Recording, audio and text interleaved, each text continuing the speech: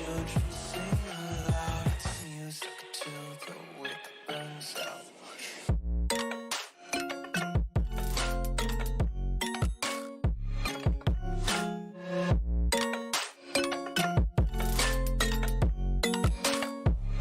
Just wanna be carefree lately, yeah. Just kicking up daisies. Got one too many quarters in my pockets. Counting like the four-leaf clovers in my locket. Untied laces, yeah. Just tripping on daydreams. Got dirty little lullabies playing on repeat. Might as well just ride around the nursery and count sheep.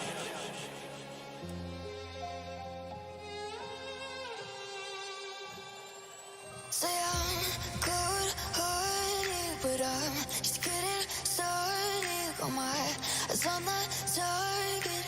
No, no.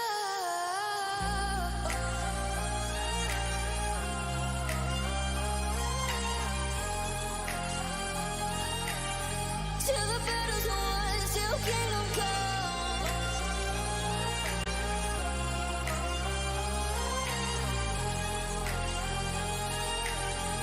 I'll never run. Best to give me your loyalty, 'cause I'm taking the world, you'll see. They'll be calling me, calling me. They'll be calling me royalty. Best to give me your loyalty, 'cause I'm taking the world, you'll see. They'll be calling me, calling me. They'll be calling me royalty.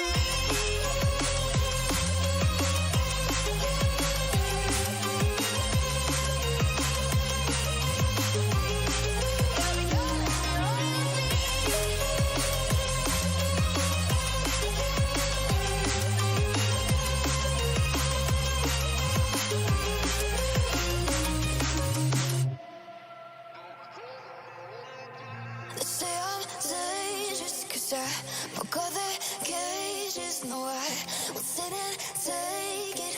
No, no. They left me for dead, I guess I'll never learn. Every time I break, there's just more pain to burn. They'll never, never, never learn.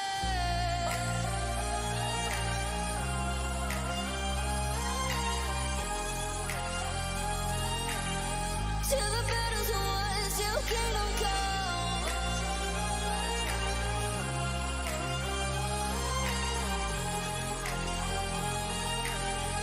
I'll never run. Best to give me your loyalty, 'cause I'm taking the world, you'll see. They'll be calling me, calling me. They'll be calling me royalty. Best to give me your loyalty, 'cause I'm taking the world, you'll see. They'll be calling me, calling me. They'll be calling me royalty.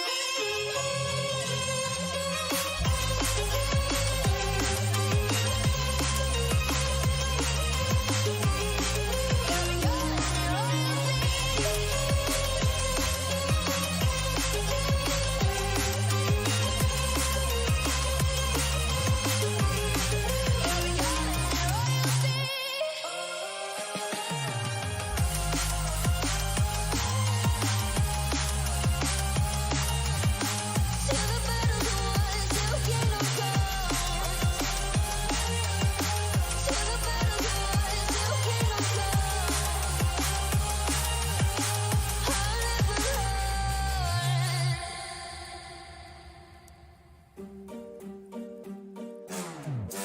We gon' turn the crib into a club like Hennessy and Buddha screaming thug life.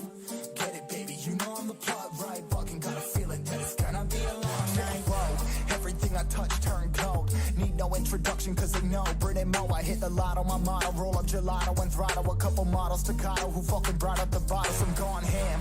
This ain't even luck, all planned. Y'all know who the fucks I am. Burning bucks, smoke bands. Always been the MO since the start of this, and now I'm on a mission like I'm Artemis. Hey, we gon' turn the crib into a club like Hennessy and Buddha screaming thug life. Get it, baby, you know I'm the plug, right? Fucking got a feeling that it's gonna be a long night.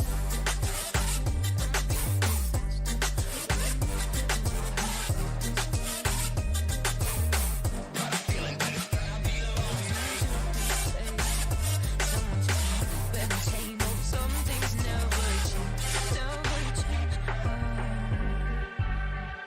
You think I would look pretty on your arm once you cover up my bruises and battle scars, but it always ends the same.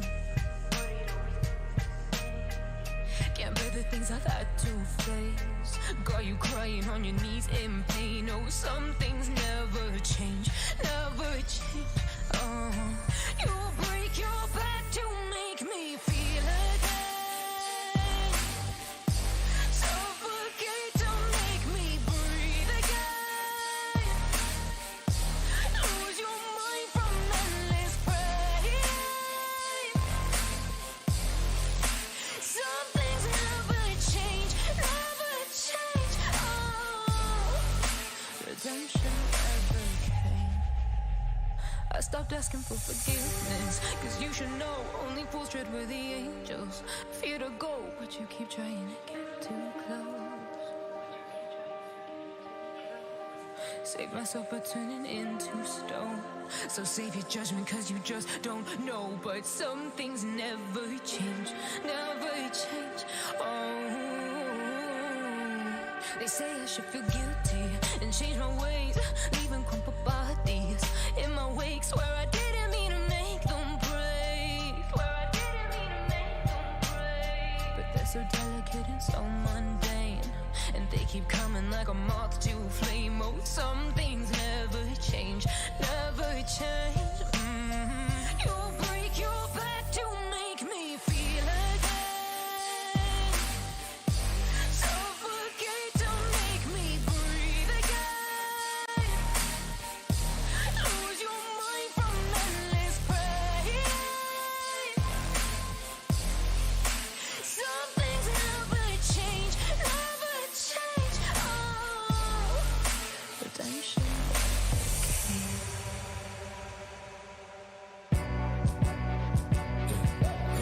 One's a company, two's a crowd, three's a party coming, move around like the first rush when the school is out, when the booze is up, when the sun is down. Enjoy the ride, get some pillows in the Chevy. Slide a dialing, low hitting heavy. Take your time, let me know when you're ready. Couple months I've been messing with this steady.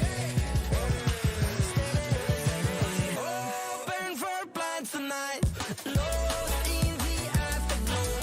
Oh, girl, your love for me keeps calling me, so I'm calling you. Lord, give me love to find. I long for your company.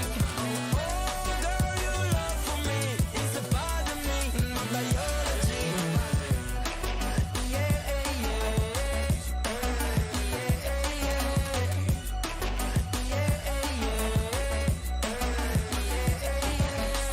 it won't be over till the fat lady sings. I owe you a trip cause me and you, we got a thing. My sunshine, I stay hair curly like a string. Just a big ol' ooh, smile, that's about all you gotta bring. So enjoy the ride, got some pillows in the Chevy. Slide a dialing, loaded and heavy.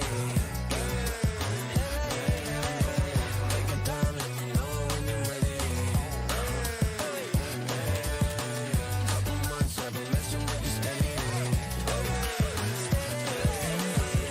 Open for plans tonight.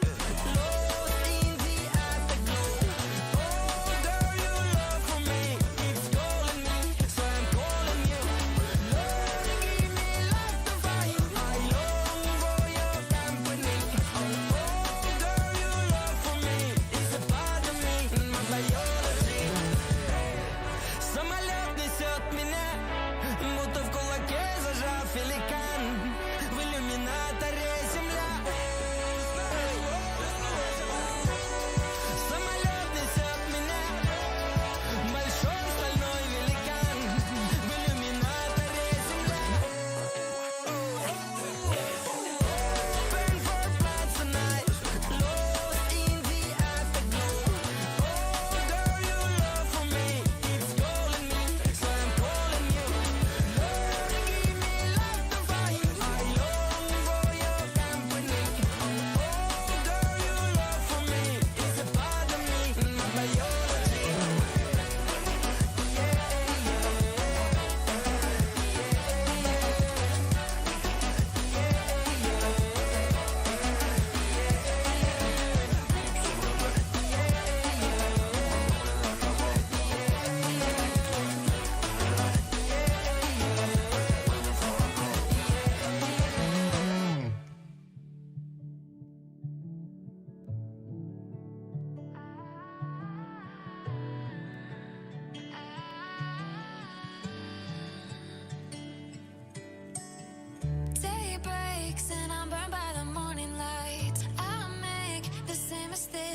think twice. Same song, but brand new dance. I wear out my third second chance.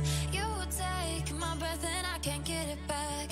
Might be time for me to face the facts. The best me is with you, but I know I got a lot to prove. They think we're too damaged to fix, but we're just working through a little rust. They like to say we're just young, but I know we won't give this up. Sometimes I lose my mind, and some days it's hard to find the reason why you stay by my side. You and I break our hearts open enough just to see if we'll put them back. No matter what they try, I'll stay by your side. It's you and I.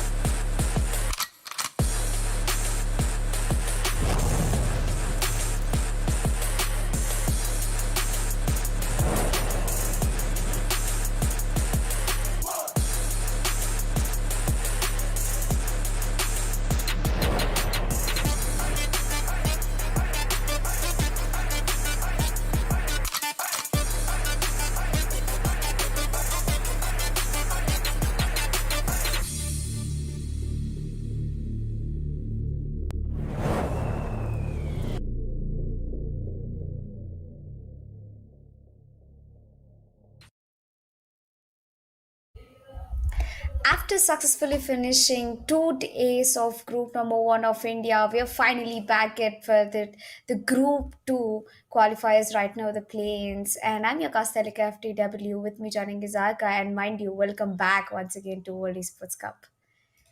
Eventually, this welcome is going to be a little more stronger because this time we have some huge names, some huge teams playing it out. It's not going to be just the Bulls fighting out with one another. It looks like the whole jungle is going to come in together because we have some big names, as I said. Yes, Elika, thank you so much for inviting me in. But at the same time, seems like, the tension is not on the faces of the players, but rather us, because at this point of time, we all know from the group one, there were four of the biggest doors, I want to say, who actually proved themselves to be selected on the top. But at the same time, there's going to be four more who will be fighting it out to represent India. And I do agree, and I think you will agree when I say this, that we already have some top teams in the world within India, but amongst them they're going to be fighting out with one another, and they'll be bringing out the top 8 of India. And I it's like, even though everybody is capable of going into the finale, it's just that the best of diamonds are making it on the top. Yep. Well, the best of best will make it up to the finals of India. I'm keenly looking forward to the finals. But before we jump into the finals, let's finish the second group of India, where we have a few of the biggest names and a lot of roster changes also coming into the play right now. More about these rosters, before we step into the rosters and everything, I want to say to the viewers who have come in over here, do not forget to subscribe to this channel, because we are just stepping into the second group stages and there's more of action coming in over here. Yes, ladies and gentlemen, this is World Esports Cup presented by Infinix Smartphone in association with India Today Gaming. And let's not forget the bigger picture. It's going to be Platonia Esports, who's the broadcast partner, and we're able to see some really good production coming in from our side. But at the same time, you know as you said, sometimes it's important for us to own the game. And if you want to own the game, all you have to do is hashtag on the game on the chat, because Infinix is coming up with one such mobile. It's going to be Note 11s, which is so good a mobile itself. It's a gaming beast for sure. At the same time, the camera, like, you want everything in one. If you're a vlogger, if you're a gamer, if you're a content creator, you want one device which can support you in every way, then I believe Infinix Note 11s is the device for you. All these things said and done, big names coming in for sure. And before we step into those big names, the big prize pool coming in front of screens, and I believe my co-caster is going to take us through. Yep, well, it's the total prize of 75 lakh rupees, where three regions are fighting it for right now. Well, the first position will be walking away with 35 lakh rupees, second with 15 lakhs, and the third position with 8 lakhs. But everybody who made their name, who made a title in the game, will also walk away with a part of the prize pool. That is 50,000 rupees for fan favorite, MVP, best IGL, best clutch, and best underdog team. Well, I guess the prize pool explains a lot, that it's just not about taking participation, but is also about proving yourself, how good you are at the game individually, with the group. So if you're the fan favorite, or if you are the MVP, and if you consider yourself one of the best IGLs, you can walk away with 50,000 rupees, excluding the prize pool that your team owns from the positions. Well, this is the prize pool breakdown for the top 8 teams, in excluding all the titles that we've got, that is fan favorite, MVP. Well, a lot of teams will be looking forward such a huge prize pool, because 75 lakh rupees, that is in short $100,000, Arka. Yep, and that much. I mean, this huge chunk of money, if it's put in front of me, trust me, I'll make sure that my team plays well, or else they're gonna get it from me. And most of the teams are actually doing this. Most of the IGLs are actually doing this because they're not only aiming for the big prize of getting on the top spot and getting the 35 lakh rupees in the name, but also the bigger titles, which is on the bottom of our screens right now.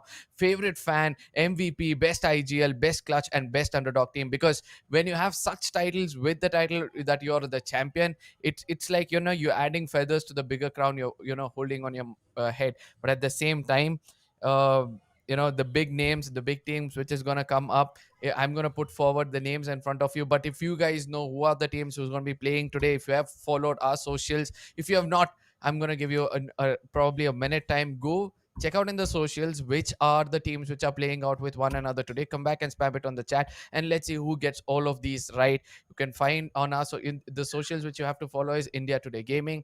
You can go on Platonia, and then you can find which are the teams playing out today. That 1 minute is yours. Until then, me and Tanvi are going to make sure, Elika are going to make sure that Yeah. we speak that we speak more about what's happening, what has happened so far. Like yesterday's game, we saw some amazing snipers put into play, good grenadiers coming into play as well. Elika, tell me one of those moments in yesterday's game which actually made you, awestruck.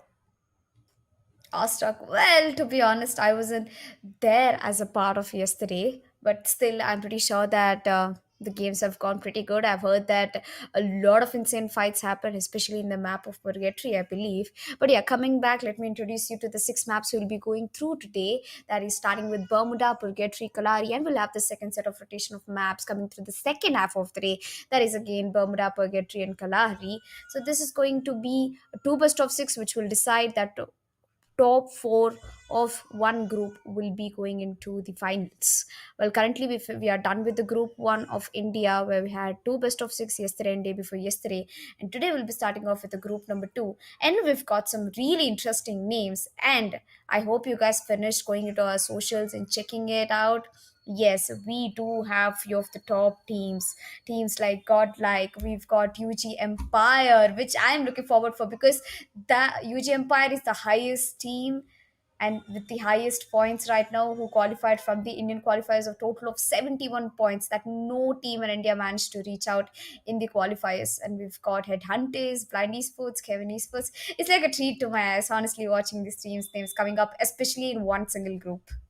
Yep, your minute is over. We're gonna put forward the names in specific. It's gonna be UG Army, Assassin Army, Helping Gamer, Godlike, Headhunters, Blind Esports, Chemin Esports, Team Avatar, Orangutan Elites, and then we have Desi Gamers, TG Tycoons, and the Losers as well. But how are these people going to secure those points? The points table is in front of us. We're going to explain you in detail. The team to secure the Booyah is going to take a whooping 12 points in the name. The second, third, fourth, fifth, 6, 7, 8, 9, 10 places Yeah. will be getting a descendant from the 9 to 1. And I do believe that these are the rank points we'll be aiming for. But the bigger picture, I would like to say, when it comes to the points table, is the kill points which you can secure. Just imagine you just have 5 kills in your name. You're equivalent to the 6th spot. And then from then on, if you play to get the 6th spot, on an average, you'll be carrying 10 points. And I do believe those teams, who will be getting a good start, will be hoping that they secure the top spot and maintain an average of 10 in each game to make sure they step into the next round. Yep, an average of 10. And don't forget about the kill points because they make the most of the game. Despite if you're getting a booyah or not, kill points, including your kill points, your total points matter a lot. We've seen a lot of teams who've got more than three booyahs in a day, but yet couldn't be on top of the table because of not concentrating on the kill points. Free Fire is just not about surviving till the very end and getting the booyah, but it's also about showing your aggression, putting out all the firepower and the talent you've got in the guns. I'm pretty sure that looking forward into it, if you understand the points table, if you can crack the strategy in the points table, I think you're already in the top four mostly. And it's just not about rotations or firepower we should be talking about, but a lot of internal things which carry out much better strategies than just fighting out in the field. Yep, completely agreed. There was a point of time yesterday TSM were actually loading up with those grenade launchers and hand cannons, and that is when they actually came out and proved to us that it's not necessary for you to use it as long as it is there on your side. All these things said and done, ladies and gentlemen, anytime soon we'll be stepping into the first map of the day, and it's going to be the map of Bermuda. We all know that that's a default map. Any Free Fire player would have played this map at least 10 times before he steps into any other map. So the terrains are pretty much well known. Wanting Yeah. to see some early clashes is what I would like to say. But at the same time, Tanvi, tell me one such spot where you feel that the zone is going to go to. Peak. I think 9 out of 10 times I've seen the zone ending somewhere between peak, and a lot of times nowadays that we've seen Mass Electric Factory being a very active circle. And Yep. maybe sometimes in very rare cases we see Sentosa coming in through, but when circle ends up in Sentosa, it's mostly in the water part. Like lastly, when we entered the Nepal qualifiers, two times Bermuda Circle, we had the two times the circle ended up in the water, and it was a Yeah. really a fun fun fight to watch though. Especially Nepal team's aggression, that was on point, to be honest, compared to the rest of the region qualifiers I saw. I think I had most fun in the game when I saw Nepal qualifiers, because it was just not about fighting for the points. We also had a lot of third parties coming into the play, which made the most of the game. Yeah, but at the same time, we have to also point out for those grenades which have been, used by most of the teams Yes. in a very, very good way, right? So the grenadiers are actually having a good spot. Good grenadier can actually show off his talent in this tournament and show that it's not only in the map of India anymore, right? So you're going to be playing in a Yeah. level of World Esports Cup. So if you're a best grenadier here, then you have a biggest feather on your crown, telling that you're the best grenadier across the world itself. So all these things said and done, I really want to see some snipers coming in. I know the teams which are playing out over here are all assaulters who want to go in for a head-on battle, a head-on frontal battle, wants to secure as much as kills as possible in the beginning itself. But let's see how the counter strategies are going to come in, because everybody have seen one another in the previous stages, and they've made sure that they clash them probably in the rotation, or probably even take an head-on battle in such a way that they counter strategize against the strongest player, first take him down and then take the rest of the team. So all these things will be there. At the same time, we are seeing that the losers have changed to Hyderabad Hydras, because they got sponsored and they're into a new name altogether. Looking forward to see how that will turn out as well, because with new name comes new responsibility. It's like new power comes new responsibility. Let's see how well they're going to put that into use. Yep, I definitely agree with you. As we were speaking about, the Grenadiers and a lot of different set of gunplays coming into the play, I would like to talk about the meta that every region has. Now that we are still at the regional planes that India is fighting off against India teams. When it comes down to the finals, where we see India, Pakistan, and Nepal fighting off together for the 75 lakh prize pool, I think that's where the fun begins, because each region holds a different meta. Like for Pakistan Yep. qualifiers, I've seen a lot of shotguns were put to use. Indian qualifiers, we've seen a lot of snipers, and in Nepal, I've seen a lot of grenade plays coming into the play. So when all these Yeah. threes cluster into each other, it's going to be a beautiful fight, though. I just can't stop imagining like how good and how impressive the fights can go into. Yeah, but the tension, the aggression, everything seems to be hitting up so hard that even my webcam is acting a little weird. I mean, literally, it's like Yes. I really want to check what's happening here. I mean, you can take a throw until then. if you don't mind. Yes, definitely. I mean, meanwhile, with speaking about the rest of the things, today's Oh, Bermuda yep. match, I'm pretty much expecting, as we are in the Indian qualifiers, I think most of the drops will be taking place at Mass Electric and Factory because Yep. they both are the new prime spots right now. And Peak has been left like no, none of the teams are taking a risk to take the drop at Peak. I don't know why, or maybe it's just that meta has Because the changed. other team's rotation wherever, even if you're Yeah, trying to come into the center part of the map or probably trying to rotate, those teams especially trying to rotate from the northern side of the map eventually will have to cross through peak, right? So that is how it is. So it's important for any team to actually make sure that they stay in cover when it comes to peak. It's an open field. They can get not just second party, third party. It's like there's going to be four people around you. You're just not going to be the patty in the sandwich. It's going to be like you're going to be the sausage in the hot dog because you're going to be completely covered in all four directions. Then yeah. that is not the place you want to be. So somewhere I feel that peak being the most vulnerable spot, it's important for the teams to actually make sure that they don't collide with anybody. There are few hard covers which they can stay in, and if they're able to be there in a very safe place inside that hard cover, I do believe they have a higher chance of getting that booyah in the name. Yes, they definitely do. One biggest improvement I've noticed all the way from WC scrims to WC planes is that the drop of Rimnam Village, where it has drastically changed. Initially, I didn't see any of the teams going in for Rimnam Village, but now that a lot of meta has changed and people evolved through the game, Rimnam Village is an active place, an active spot for the fights, especially the initial fights coming in through. I really am impressed by the way how each and every player is growing through the game, growing through the time. We've begun all the way from scrims to the actual planes right now, and teams have learned a lot of things. They've cracked a lot of strategies, and 50% of the storyline is very predictable as these teams have seen each other at a point in WEC Sports Cup. Yep, this is the first map of the day, ladies and gentlemen, and the flight path seems to be going right to the center, diagonally dissecting it into two different halves. Not just that, the southern half is going to be a little more than the northern one, so giving an opportunity for the northern side to each actually reach to their drop locations as soon as possible. Towards the side of shipyard, we can see two teams actually thought of getting a clash with one another, but they got back to their senses, I believe, and that's why NM5 is choosing to fall back, load themselves up, and then drop back. Headhunters on the other side. Sanu was the only scout who dared to go in and make sure that he goes towards hangar to check if somebody is coming in. He'll be sure that nobody has gone in over there. He's going to invite his team, but right now Mhm. Headhunters being sandwiched between two teams have to be very careful. Godel on the other side. Yep. Oh, there it goes. Team DJ already Yeah. starting it off. Even though Harsh was tagged at one corner, Desi Gamers wants to keep it in the Desi way of going too hard and too fast. Yep. All the one thing I'm loving is that the way Godlike has taken drop over towards observatory. They're playing a split game right now.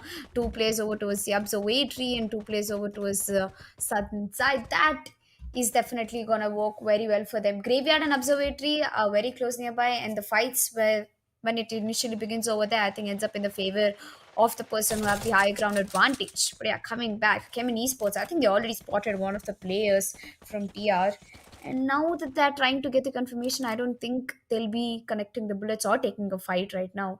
Headhunters are looking forward into Blind Esports. We've got one player of Blind Esports stuck in Rimnam Village, that is Niku, inside one of the compounds. And NMY, his head will be getting spotted out by Chemin Esports Swastik.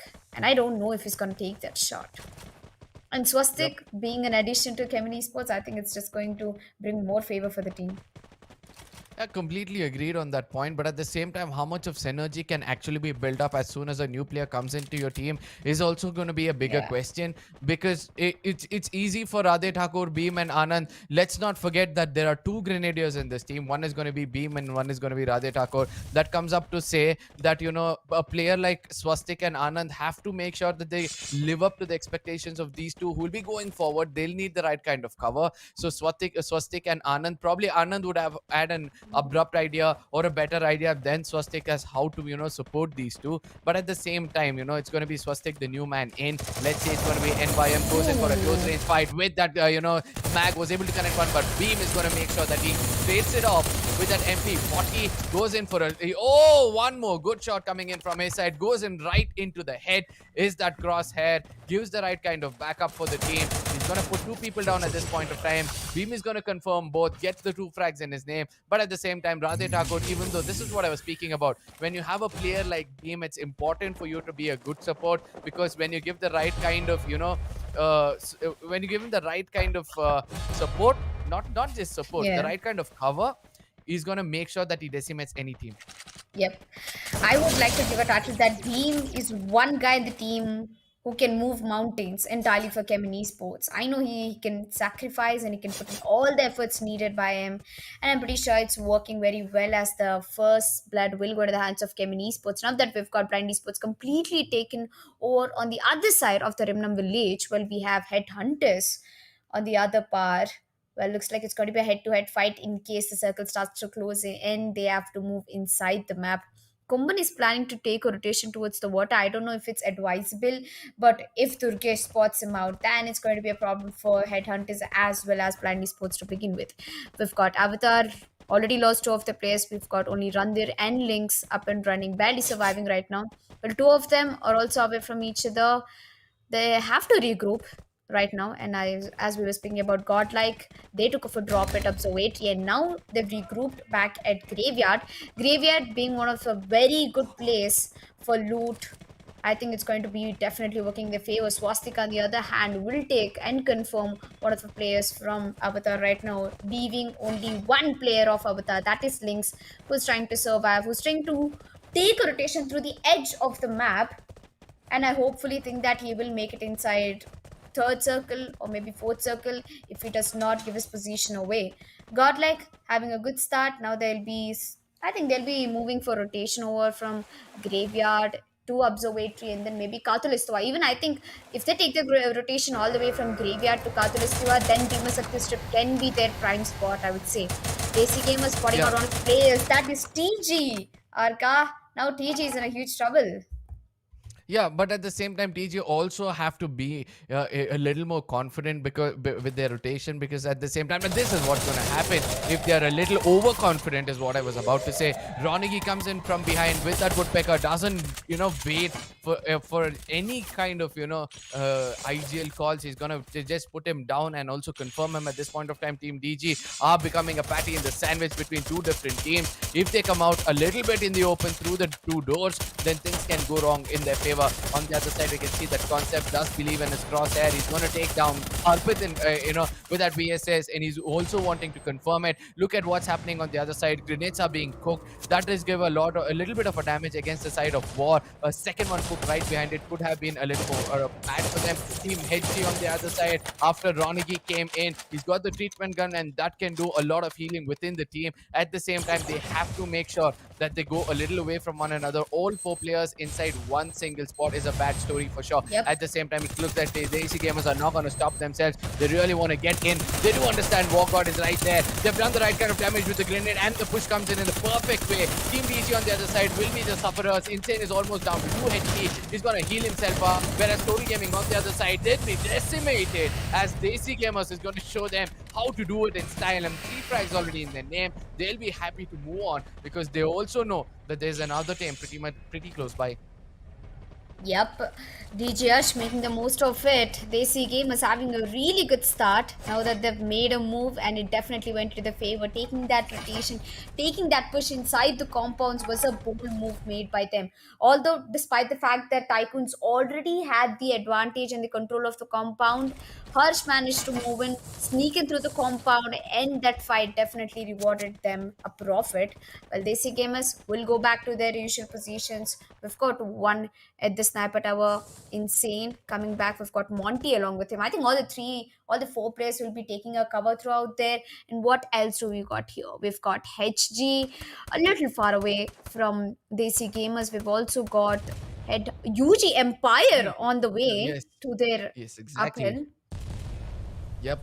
And at this point of time, I don't think so. UG Empire need to take this fight because Desi gamers are pretty much loaded up. Even though they burnt a little bit of their resources, they just got 4 easy pickings with those bodies, and they'll be looking forward to take fight against any team at given point of time. And I do believe that they also have a very good hold on the position of this terrain, because I've seen a lot of people when they're inside hard cover, they tend to not get into any kind of early skirmishes or early fights, because that is the only spot where they can be safe once the circle shrinks in away from them or probably towards them. At the same time, Orangutan Esports, if I'm not wrong, I've come a little more closer to Kota Tua, and everybody are stacking themselves up towards the side of Kota Tua. Will have to watch out for the circles shift, because in case it goes away from the spot, then this rotation can be challenging, because there are 4 teams and each of them will be waiting for the other so that they go front and they can easily backstab them. Edgy on the other side does see Iconic from the side of Orangutan, tries to connect some shots. UG will be watching all these from below, and I'm wanting to see whether Java Boy Yeah. will have the right kind of sniper to put a person down. Well, Java Boy, I'm not sure if he holds a sniper, but a shotgun maybe for sure, because right now the position that they're taking or towards the low hill, not really a good place, advisable place to pull out a sniper right now. They don't have a terrain advantage, but I think they'll be staying in the place, taking the cover for a little time until the second circle starts to close in. And looks like headhunters are in trouble. They're trying to rotate through clock tower to make it inside the circle. We've got the second zone closing in, and the circle can be shifted any moment right now. Godlike, they're trying to take a rotation over towards peak, and looks like they'll be going on top of the peak, where the circle will mostly be taken away into the Ooh. hands of Koto Tua and Pochinok. We've got the circle once again a little closer to the bridge and the water area. We've got HH, Asim, Arsh, Kunal trying to gatekeep over towards the bridge. If anybody wants to take that rotation, I mean, most of the people will be moving into the center of the circle, not to the opposite. But yeah, HH got a very good advantage on cutting off the rotations that will be happening through Sentosa right now.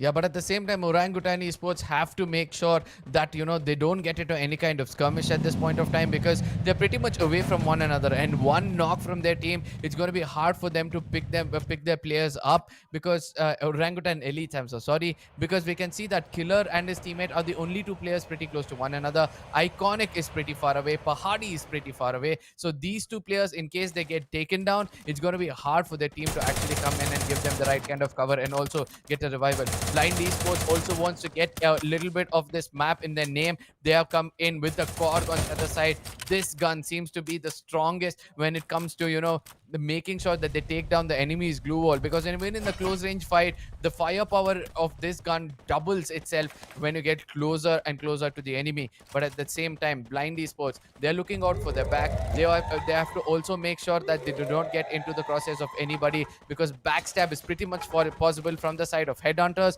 who are trying to cross this bridge. But at the same time, staying over here for a long period of time can be the cause of concern for them. Yep, and looks like the fights have already begun. Team Avatar getting eliminated at 11th position. Well, it was the last player who was surviving and making a position for his team. Not much he could do, but at least he tried. We've got Blind Esports on the low side of the bridge, which surprises me because Niku is out in the water, and if he gets spotted out, he's going to be receiving some serious damage. Desi Gamers, on the other hand, they're at top of the hill. Yuji Empire is trying to gatekeep and get a shot, a headshot, most preferably onto the heads right now. But I think UG Empire has the best position compared to the rest of the teams right now. We've got headhunters over towards the bridge and a team approaching towards them. But UG, nobody knows their location, or maybe they do, but they have very good cover of the compounds coming in. Well, Godlike, they're still trying to make their way inside the circle. Currently, they're at Pochinok, and I think they'll be moving out very soon. Oh, that's Desi Gamers at Pochinok, and we've got Godlike at Kota Tua, if I'm not wrong. Yep.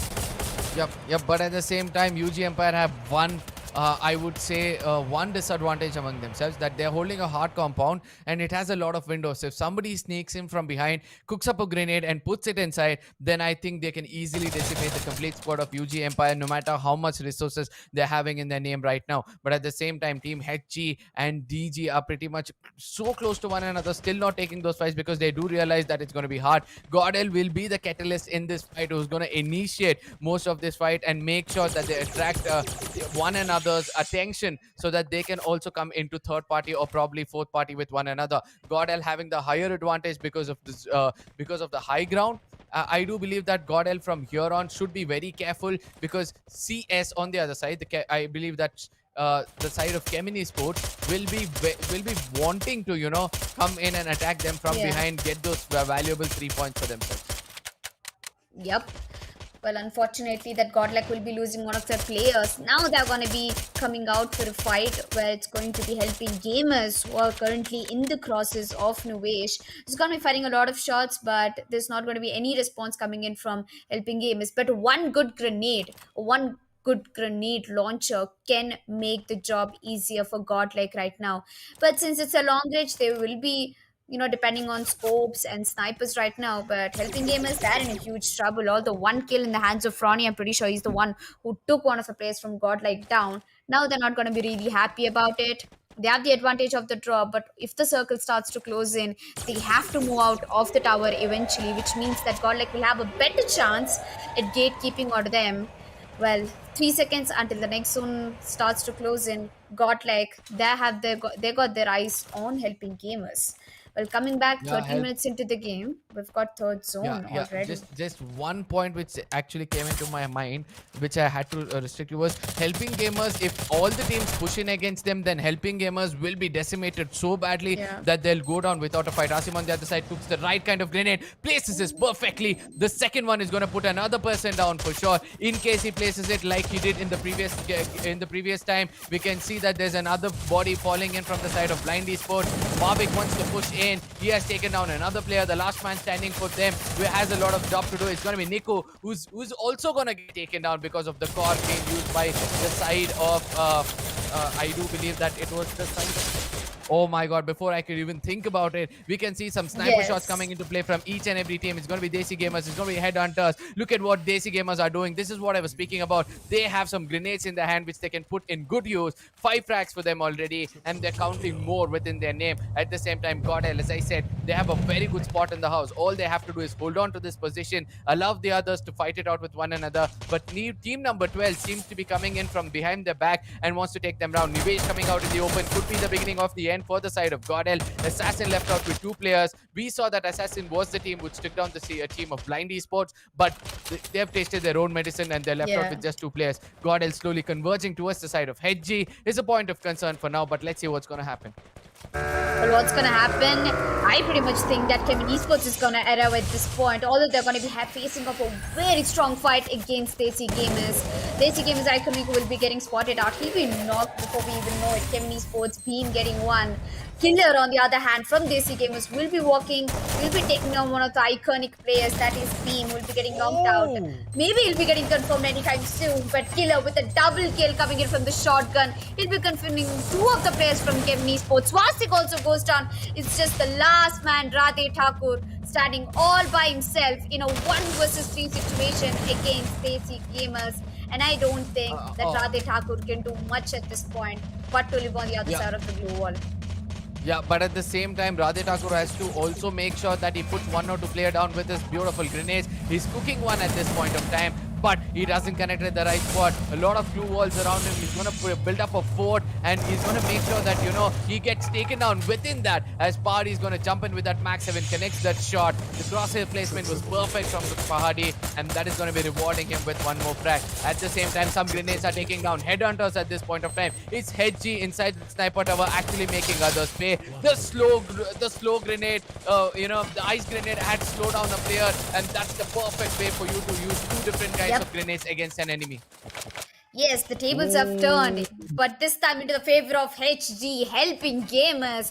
We thought they were the ones who will be getting initially taken down, but they've made every opportunity turn into their hands. Right now, they are in the top of the server with 5 kills, alongside with DESI Gamers. DESI Gamers unfortunately losing one of the players, that is Killer, who had a double kill in his hands. Now that UJ Empire will be approaching DESI Gamers, we've got Pahadi on the hands right now. UJ Empire won't be stopping, as Prince will get 1, Rahul gets 1, Pahadi will be getting confirmed in no time. UG with 5 kills. DESI Gamers getting eliminated in the 6th position, and we've got Headhunters walking into the way. They're outside the circle, but not sure if they're going to be ending up in the good side of the fight, as UG's 2 of the players get knocked out. DESI Gamers still up and running. Insane Harshan GLK Tiger, that rank their level best, they get knocked out. Headhunters gets eliminated. OGM Fire gets eliminated. It's just the top two teams, and I'm pretty sure it's going to be Desi Gamers and HG.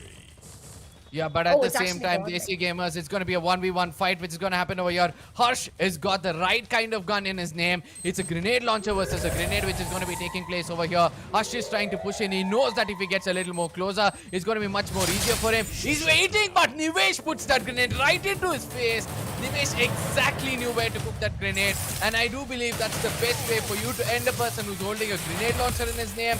He could have used it. I believe that he had very limited, bullets in that grenade launcher, and that is why he wanted to push in and then take that map. But on the other side, I want to say this to the players that Nivesh cooked that grenade to the entrance of the glue wall, but not behind that, and that gave an Yep. opportunity for him because he knew that at the end of the day, Nivesh would want to step a little more. I'm so sorry. Harsh would want to step a little more closer from that glue wall.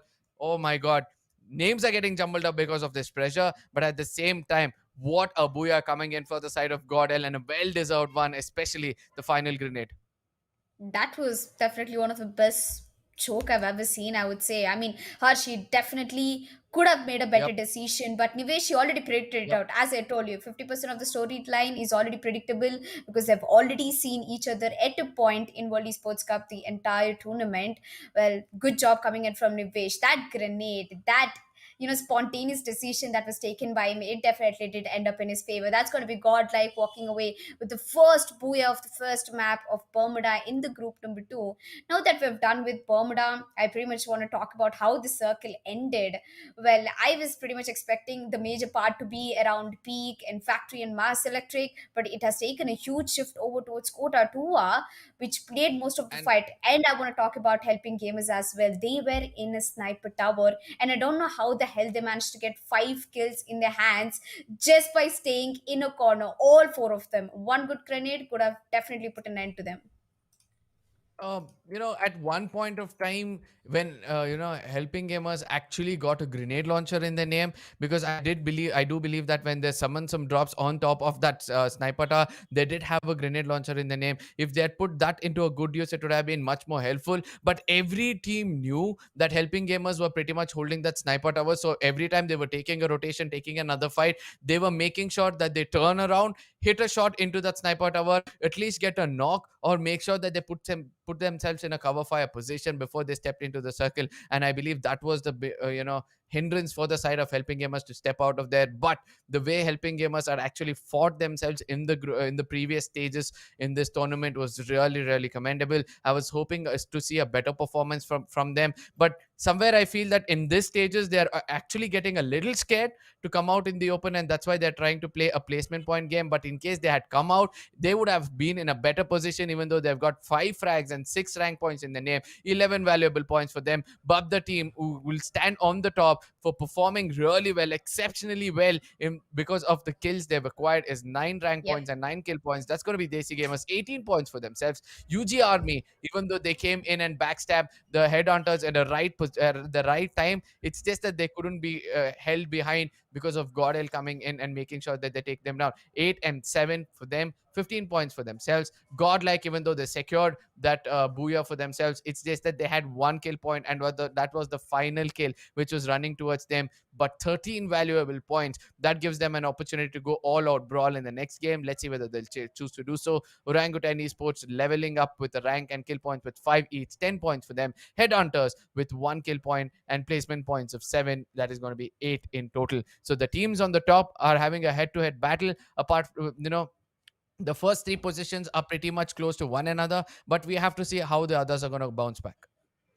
Yep, the others, that is the bottom six. We've got Chemin Esports at seventh position, Assassin Army at eighth, Hyderabad Hydras at ninth, Blind Esports on 10th, Team Avatar at 11th, and TG Tycoons on 12th. Although I was expecting a much better performance coming in from Blind Esports, Hyderabad Hydras, and Chemin Esports. Chemin Esports, the only reason I think they couldn't move into the final stages of the circle is because of the trap that they've got set into, the trap that they walked into, where Radhe Thakur and his teammates were completely vulnerable to the enemies and they were out in the open. Only if they had cover, they could have done much better. Although we can see that they've got 5 kill points in hands, that 5 kills already confirmed in their hands. they should concentrate a little bit more on the placement points in the next map. But so far, they're doing good. They're still in the seventh position. We've got five more maps, so major changes will be coming in through. Assassin Army, they fought till the very end.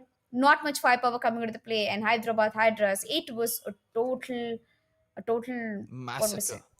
Yep, you finished my A sentence total there. massacre. Yeah, that was a total massacre for them. They couldn't, come out of that fight. At the same time, somewhere I feel that Kemeny Sports strategy is that in the first few games we are going to make sure that we acquire enough number of kill points for ourselves and then play for placement points, because that is going to be helpful for us in the overall points table. At the end of the day, you need to balance the rank points and placement points for yourself to make sure rank points and kill points for yourself to make sure that you be in the top 4. At yeah, see, there are different kinds of strategies coming from different teams. Few teams will want to play for placement points first, make sure that they get that rank point on the table. Probably 2 to 3 booyahs will give them 24 to 36 points, and then later on the rest 3 games, if they get an average of 5 kills in their name, they're going to be securing 5 points, another 15 in the name. So 40 plus points is more than enough for any team to be there on the top of the table in this group stages. All these things said and done, I'm wanting to see how Kemeny Sports wanted to come to the center of the circle in the beginning itself, because they are the teams who come in for a late rotation. They have they have more grenadiers in their team, right? So they can Yeah. actually come in late, use those grenades, decimate the team while they're watching the front position. They can backstab them easily with the grenades and then tend to move into the circle after looting them. But this time it was a very different strategy. Everybody wanted to come and make sure they're close to quota 2 in the beginning itself. But I don't believe that it's going to be easy for any of these teams if they do try to do so. Look at what Godel did. They came in so Yeah. late into the circle. They had higher ground advantage. I did tell you that if Godel will be able to control this higher ground advantage for a brief period of time, they'll have a higher opportunity to get the booyah in the name. They did control it for a brief period of time. They watched out for their back. When they understood that nobody's going to come in from behind, they concentrated on getting into the circle first and then going in for battle. So there is going to be a different kind of formation coming in from any team. It's important for you guys to make sure that in the beginning you have to make sure that you come into the circle first, but at the end, the third or fourth or fifth circle, that is where you tend to get into the circle late. But for other teams which has been completely successful so far, it's this, that those teams who will come in late into the first circle and then get first into the final circles have survived way better, is what I would like to say. Yep. Well, this map has definitely explained us that a lot of teams did not go into the initial fights. I think which was one of the Yep. major reasons why we had a lot of teams ending up in the fourth circle as well. We had more than 8 teams. And when a cluster of 8 to 9 teams form at a very limited amount of area, the fights become very easy. And a lot of third parties coming into the play. And that's where grenades are most helpful, I guess. Because one area, like one radius of area is totally damaged by the grenade, and it can easily knock off 2 to 3 players if you're all standing together in a glue wall.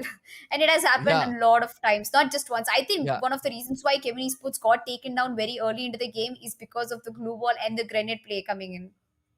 Yeah, see, everybody have understood that it's going to be grenades which will be used against us, because every grenadier will be watching himself. Every time he cooks a grenade, his ears will be eyes at that point of time, because he wants to hear if he can hear a click of another grenade being pinned out somewhere else, because he knows that in case his grenade misses out, the other grenade is going to come flying into his face. So everybody are actually making sure that they have their ears also pretty much open, making sure that they watch all of their surroundings so that no grenade is going to fly in. At the same time, the best thing for a grenadier to have is a chrono ability within himself, because every time he throws a grenade, it's just that the second grenade is flying towards him. He knows that this chrono ability is going to restrict the damage of that grenade, as well as give him 4 to 5 seconds to actually change his position from there and then go in for a second one. But we have seen that few people not choose to do so. Some few people try to go in for DJ lock ability, so that as soon as they throw one, they can actually run away using that ability far away, and then try to increase their I do believe there's another agent. I'm not getting it on my, it's at the tip of my tongue at this point of time. It increases your explosive ability, so that grenade is going to double its ability when it explodes. So few of them will be actually wanting to keep this agent in his name. So chat, if you guys know who this specific agent is, do not forget to spam it in the chat so that we can also understand who this agent is precisely. Yep, I definitely agree with the kind of strategy that you've picked up for certain amount of grenade fights. But at a point in WC scrims, at a point at the invitational qualifiers, I just thought that the guns were not at all used. It was a point of 1v1s coming with the grenades, grenade launchers, a Yeah. lot of different guns were put to use. But one impressive thing that I've seen after a really long time in Free Fire was the Nivesh putting out that 1v1 with just a single grenade and bringing out one kill for blind one kill for Godlike. They managed to get a booyah with one kill in the hand. As we move into the second map of World Esports Cup, in India's qualifiers right now, Group 2, day number 1, and the map number 2, that is Purgatory. We're going to be seeing the plane path pretty much looking very clear, I would say, walking through the golf course, a little tilted towards the southern side. We've got a lot of teams taking a drop out, so Fire Brigade. Fire Brigade is one of the best positions to take a drop in if you want the better loot, but a lot of initial fights also begin through over there, so you need to be really careful. We've got Lumber Bill by Headhunters and more than 3 teams at Brasilia. We've got Tia, we've got Helping Gamers, and we've got Headhunters, if I'm not wrong. It looks like DESI Gamers are going to be making their way in towards Forge and leaving Moathouse once again isolated. Quarry in the Yeah. hands of Godlike, this means that they're going to be having much better loot than the others. It's not only Moat House which is being isolated, it's like the complete northern side is completely isolated at this point of time. At the same time, the blue zone falls in a place where where there are not much compound, so that comes up to say that the amount of loot, even though it's going to be doubled, it's just that it's not going to be enough for 4 people. At the same time, Yeah. any team which chooses to go to crossroads and then make it inside the circle will have an higher opportunity to get the booyah in their name, all because of this, that the late rotation inside the map of Purgatory is always welcomed from anybody. And I do believe that, you need to have some kind of charisma with your crosses to make sure that you come in late and connect those sniper shots against the enemy's head, or else it could be the beginning of the end for your team. It's because the zone is pretty ruthless when it comes to the map of Purgatory. Yep, on the map of Purgatory, it has got a lot of, quick scope positions coming in. As we said, we have very few places where teams take drop in Purgatory, and the very few places are very crowded, like Fire Brigade and Brasilia. Although I'm expecting that initial fights will be not coming in, as this group, the group number 2 that we are watching at India Plains, I feel like these are someone who would rather choose to play for the placement points, survive till the very end rather than taking initial fights. We've seen more than 3 teams have taken a drop at Brasilia, and we still do not hear a shot from a gun. Not a single fire shot being fired right now. 2 minutes into the game is going really slow, and I think I'm really loving the way how this group especially is making the entire map go through their favor. Like every team is playing for the position points. It's very less that they're going in for the kill points, although they know for a fact that kill points make a huge difference. As we've seen, Godlike, despite of getting that booyah, they couldn't be in top of the table because Desi Gamers had 9 kill points in their hands, and I think they are one of the fearless teams that we've seen all the way from the beginning. Yep, headhunters on the other side have to realize that their rotations are actually not working out in their favor. Even in the previous game, they came into the center of the map earlier itself, and this time they've taken a takeoff or a jump towards the center of the map itself. And we have seen that headhunters are one such team which takes longer rotations, and every time they get into a fight with any team, they do not back out from that fight. But in the previous game, the way they were trying to cross the bridge, knowing that the zone is going to fall towards the side of Kototua, I would believe that the IGL did not take the right kind of call, due to which they suffered a bit. Even though they have got some decent points in their name for the first map, it's just that they've suffered themselves for a better they've suffered themselves and put them in a wrong position for a better points. But for now, towards the side of Brasilia is where the circle is still going to favor. I hope that the zone is going to take a northern shift, go towards the side of Motors or Crossroads, so that all of these people who are on the southern side will have a longer journey into the circle. And during those rotation, when there are clashes, it's going to be much more fun, because it's going to be third party, fourth party, and by the time they reach the circle, they'll be left out with just 2 to 3 teams. Yep. Well, you know what's one of the main reasons why a lot of teams end up taking a drop at Brasilia? I think it really occupies a massive area, and also with a lot of loot. And definitely a lot of teams tend to go there as it's like, the peak. As we have like peak in Bermuda, we've got Brasilia in Purgatory. And I think helping gamers will be going in for a rotation right now. They'll be walking over towards the southern side of Brasilia. Although coming back, Arca, in the first game, what is that one thing you've noticed from helping gamers that could have been better? For me, I think it was positioning. If they had a better Yeah, I just hope that you're still here. The positioning could have been much more better, but at the same time, they were too passive in their gameplay rather than being a little active. And I do believe that became a little bit of an issue for them because if you're too passive in the gameplay when you're in the center of the circle, it's not going to work out. You need to strike fear in your enemies so that when they are planning to come into the circle where you're having control, they should have the fear within themselves. They should have an element of doubt which you can actually dominate against them. So I do believe that being too passive from their side was the biggest mistake they could have attained in the previous game. But in this game, they can rectify it really well. They can actually come back a little more stronger. AVT on the other side, they're pretty much in the crosshairs of the headhunters at this point of time, but they have an advantage yet again. That's the high ground which they can put in use. All they have to do is avoid their heads to be visible on the horizon so that they do not get attacked. TG on the other side, pretty much in the open is where they got down, and this could be the beginning of the end. If a grenade gets connected, Blind is gonna push in, take one player down. The second person is gonna be attacked with grenades as well. War 3000 down on his feet. Licketh and Concept have to make sure that they give him the right kind of backup. Look at what's happening. Licketh from the other side is throwing grenades, put one player down. He's going to be confirming him with the Mac 10 as well. It's going to be Avneet who's doing doing most of the job for them. Blind Esports, the equation comes to be a 3v3 at this point of time, but they are pushing in together as a pack of wolves. That could be a problem for the other side. It's going to be a 2v1 situation against the side of TG. Concept will be the last man standing. He has a lot of job to do with that Mac 7, but Blind Esports are being a little more clever at this point of time. Niku comes in. Niku goes in for a jump shot with that M18, doesn't connect it, and Concept will be the person landing the final bullet against him, and it's going to be much more easier for TG to live from here on. It was not necessary for Blind Esports to actually rush in at the final circle. They had an opportunity to pick up their teammates and then come in for a fight, but still they went in with that M18, and it's important for you to connect your shot with that M18, because if you miss a 1 or 2 bullets, that is all you have in your mag. By the time you reload, a Mag 7 is going to continuously shoot into your head.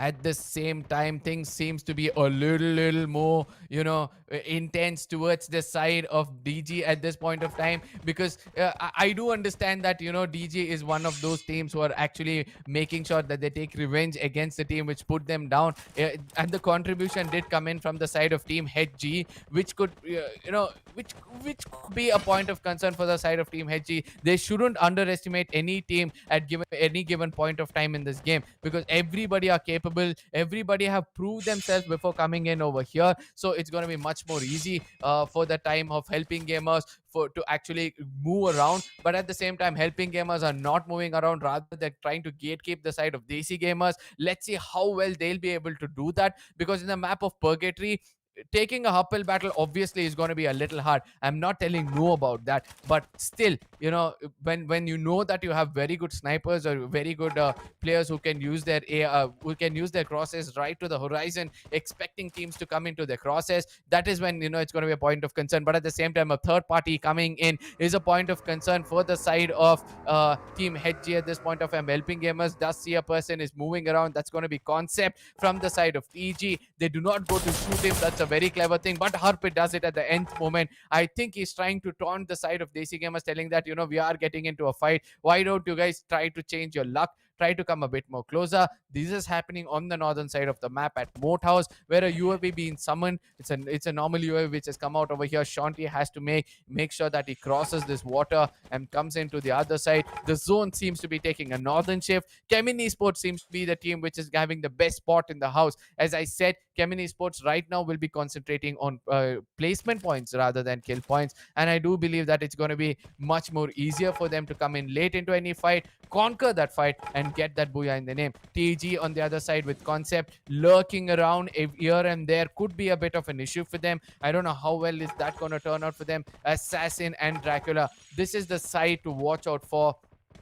I would like to say, because the assassins have, a good opportunity to get into the circle earlier itself, because they're coming in to backstab the side of Desi Gamers. But Desi Gamers, the way they position themselves is really, really unique, because two players on the top and two players watching their backs is a very good thing, and that could be a little bit of an hindrance for the side of assassins at this point of time. All these things said and done, it's going to be much more. It's going to be much more easier for the side of team HG. I'm so sorry. It's going to be much more easier for the side of team Chemin Esports, because the kind of rotation they're coming in, it's going to be much more easier for them. So hoping to see more fights coming in. We can see that assassins are getting close towards the side of Desi Gamers, who do realize that there's a team coming in. Iconic has already told their players that there's a team coming in. Grenades are being cooked by the side of Dracula. It won't be doing any kind of damage, because at the nth moment it's a different story. From the other side, Desi Gamers are making sure that they come in with unique spots to make sure they restrict players. At this point of time, they did the right kind of backup. It's going to be,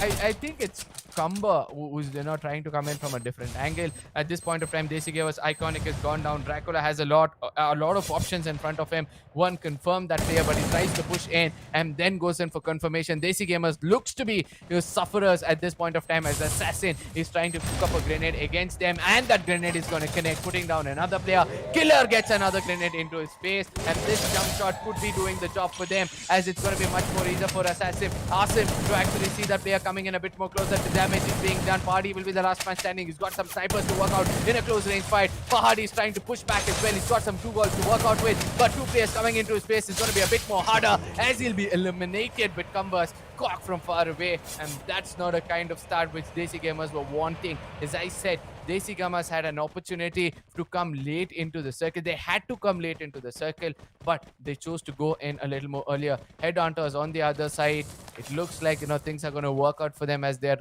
coming late. They would have seen that the fights are already initiated. It's important for them to hold on to their nerves, come in a little slow. Powerful on the other side is going to reveal the location of Headhunters at this point of time, which was unnecessary, as some rotations are being heard from them. They're going to put some bullets into the monster, because monster truck takes a little bit of a lesser speed at this point of time. 2 or 3 more shots could have put it on fire, but Headhunters on the other side have to be careful, as at this point of time assassins are making sure they are also connecting some shots. So Headhunters versus assassins is what we'll be watching any second soon.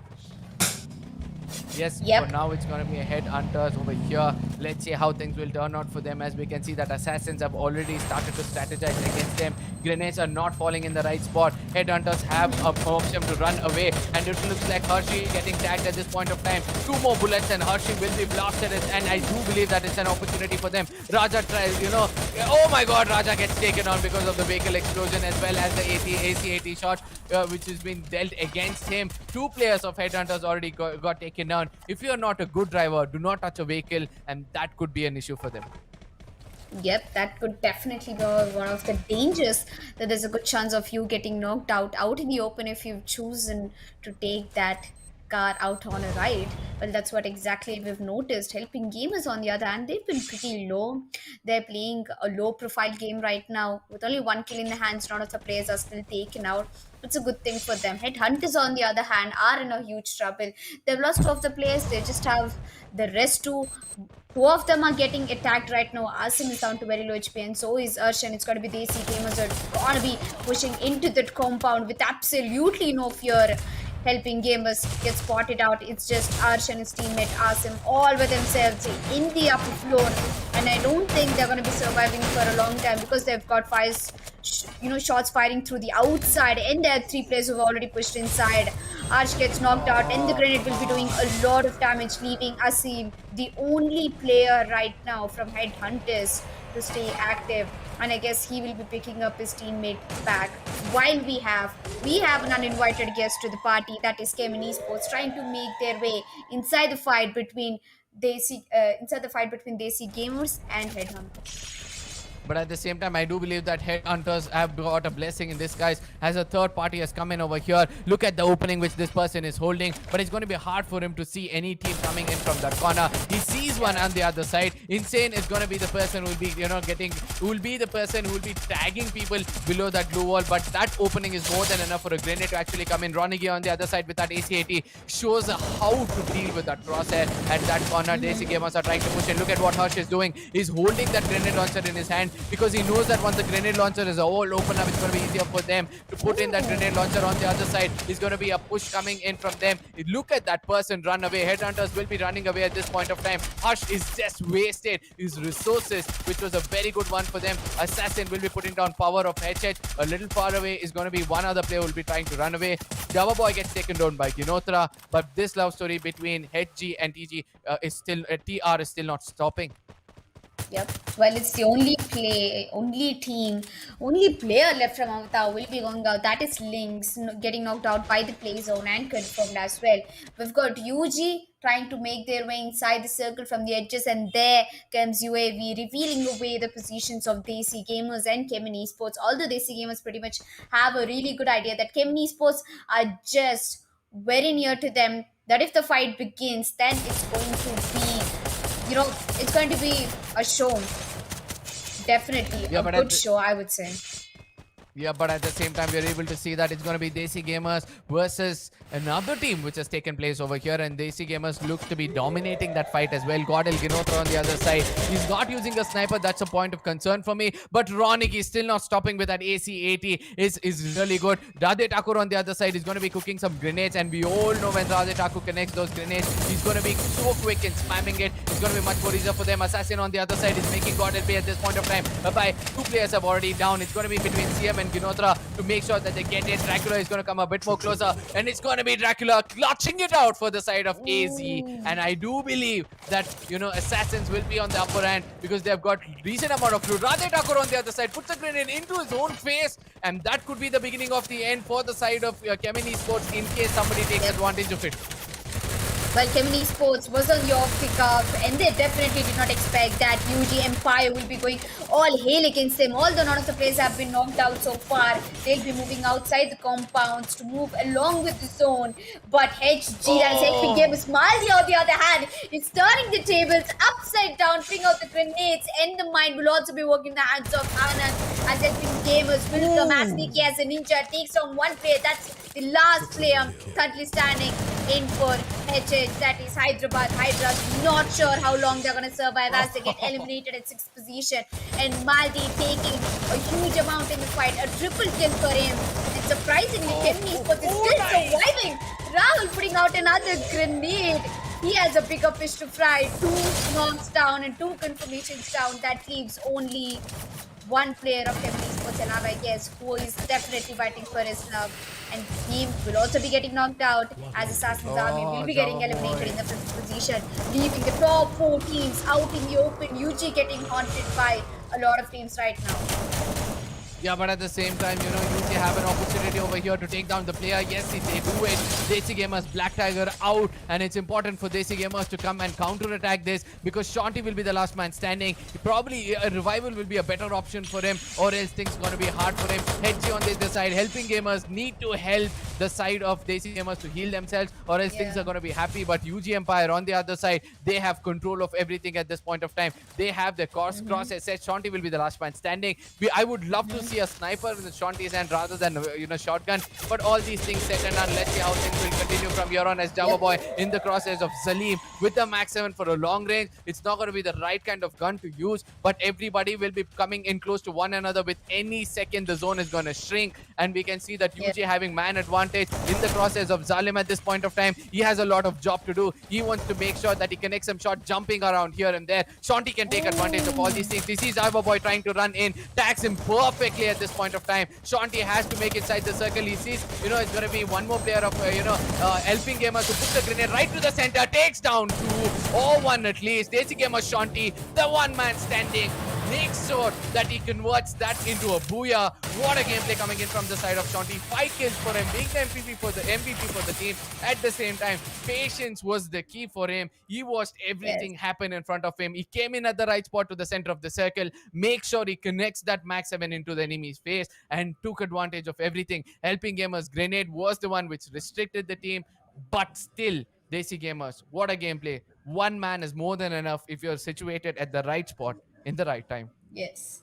Even though it was a catch 22 situation, he still managed to take the flight off without taking a knock or a kill inside his hands. All he did was to play it smartly. Although UG had the most majority amount of players in the server right there in the last circle.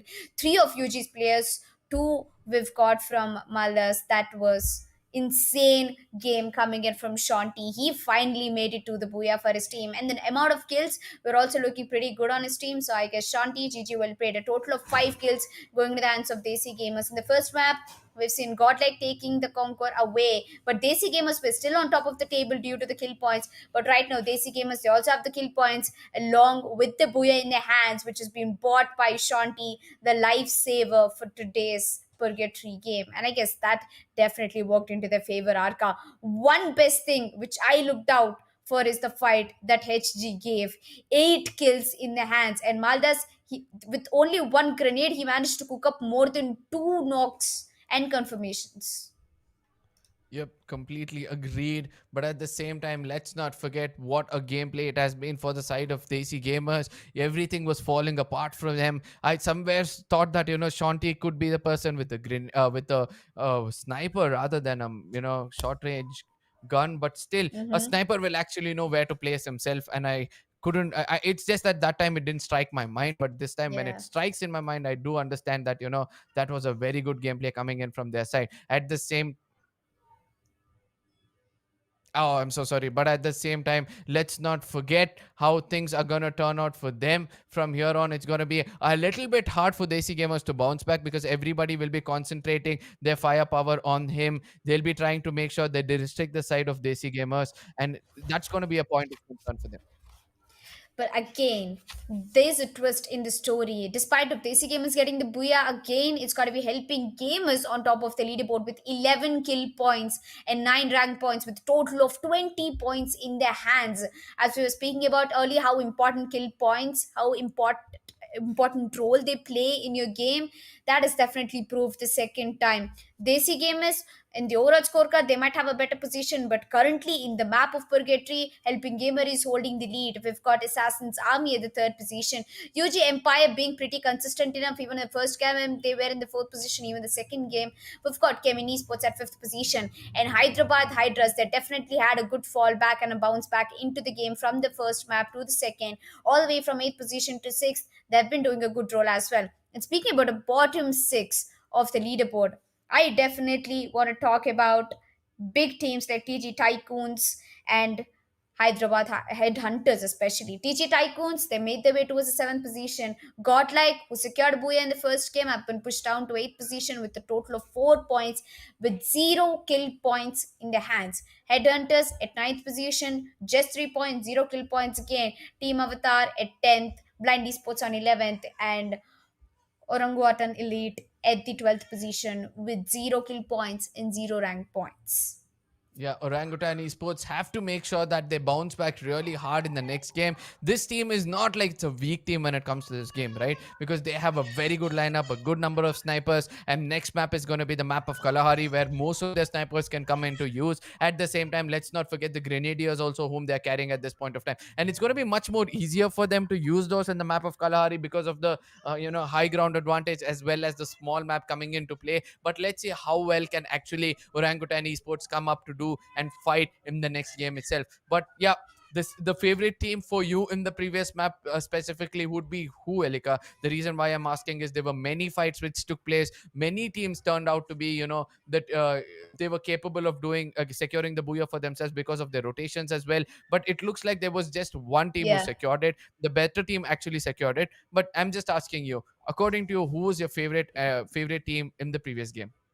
I would definitely say UJ Empire because the push against Kemin Esports into the compounds and Rahul putting out that grenade which almost gave them more than 2 knockouts. That was the best moment. I think that should be also included in the highlights of today's group because the way they took the control of the compound and managed to push it inside the Kemin Esports and knock the entire team and confirm them as well without dropping a single person from UG Empire. They didn't drop a single body, yet they managed to completely destroy Chemin Esports. Although Chemin Esports could have played it a little safe, but I guess they were playing it too passively that the passive aggression did not work at them Yep. at the final shot.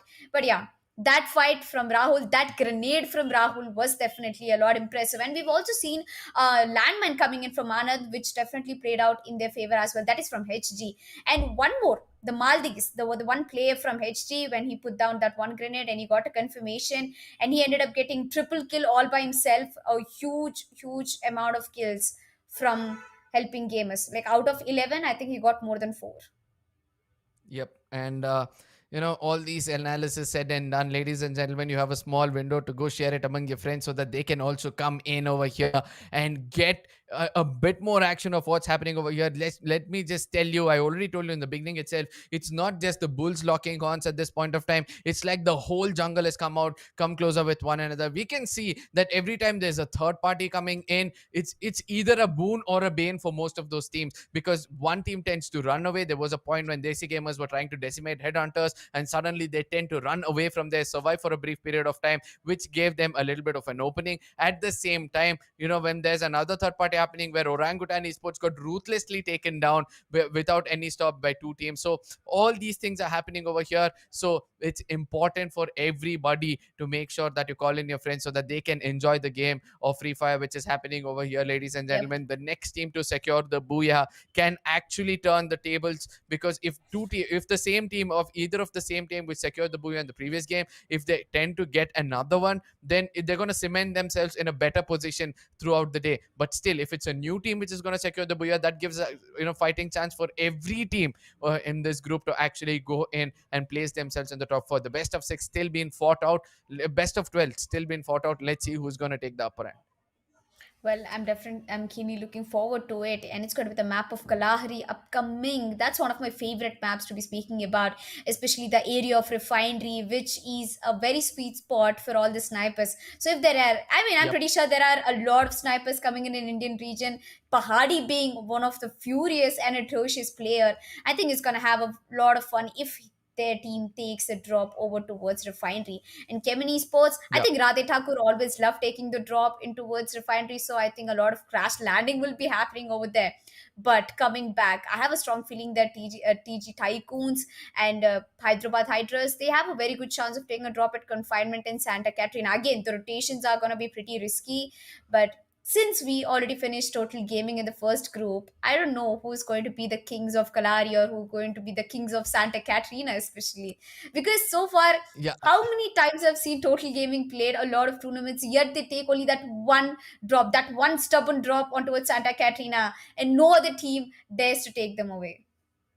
Yeah, it's not only one team, right? When it comes to the map of Kalari, we also have Team Unknown going into the sides of Refinery as well. So they Yes. do not let go of Refinery. Then we have the team of I do believe. Oh, let me not go with any more teams, because I know that the players are actually waiting to see what is the next game gonna be. It's gonna be the map of Kalahari. Somewhere I would like to say that my communication with the production has pretty much held off at this point of time, but still the synergy between us seems to be working out perfectly as we're stepping into the map of Kalahari, ladies and gentlemen. It's gonna be a most intense fight ever, because everybody are aiming to get another booyah in their name, making themselves a little more prominent when it comes to the top 4 at this point of time. The flight path seems to be going right to the center of the map. As we can see, there was a Mhm. refinery pretty much above the flight path. This is group 2, day 1, and map number 3, and the fight is yet to begin. Yes, the fight is yet to begin. As I've taken the prediction, it is going to be Radhe Thakur's team and Anand taking a drop at refinery. We've got Headhunters moving over towards the eastern side of refinery, but I don't think they'll be taking in for a fight. We've got Hyderabad Hydras over towards the blue zone. Mamo taking entirely in the hands of Assassin's army. Godlike at command post, although Abhay and Nivesh are trying to take a different set of rotations in the opposite directions to get a hold and control of refinery, and the teams are trying to gatekeep it. We've got Desi gamers all the way from Old Hampton spread throughout till the foundation, which is impressive. EG already getting spotted out. That is TYCOONS, one of the players. War God going down, and now he'll be getting confirmed by UG's Prince. the first player of the day, and he's already having a good time as he'll be regrouping back with his teammates before he gets spotted out. That's a very good move. 1 minute into the game, the first player has already been impressive enough coming in from command post, that is UG Empire. Although I'm expecting much better performance coming in from UG. They've been consistent enough in the first two maps. They were in fourth position.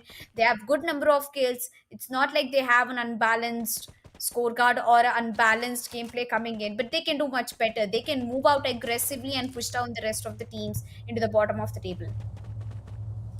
Completely agreed on this point, but at the same time we have to see the rotations of each and every team, because these rotations can actually prove us whether they want to go in passive at this point of time. Because in the map of Kalahari, to pick up the beginning frags is the most important thing for any team, right? Because 4 to 5 kills yourself and then come late into the rotation, even though you get taken down because of the placement points being in your favor, probably a fourth or fifth position, those early frags will give an advantage for you to maintain 10 buffer points from the other teams as well. So let's see whether such things are going to happen. For now, we can see that UG Empire and Godel, both of these teams are actually stacking up the enough number of loot for themselves, because they want to make sure that they have the right kind of ammunition. When it comes to the map of Kalahari, the grenadiers need to have the right kind of grenades, the right number of grenades, and the snipers need to have Yeah. the right kind of scope and the guns for themselves. So all these things said and done, I would want to see which is the first place of clash. Somewhere I believe it's going to be on the northern side itself. But what do you have to Mm-hmm. say?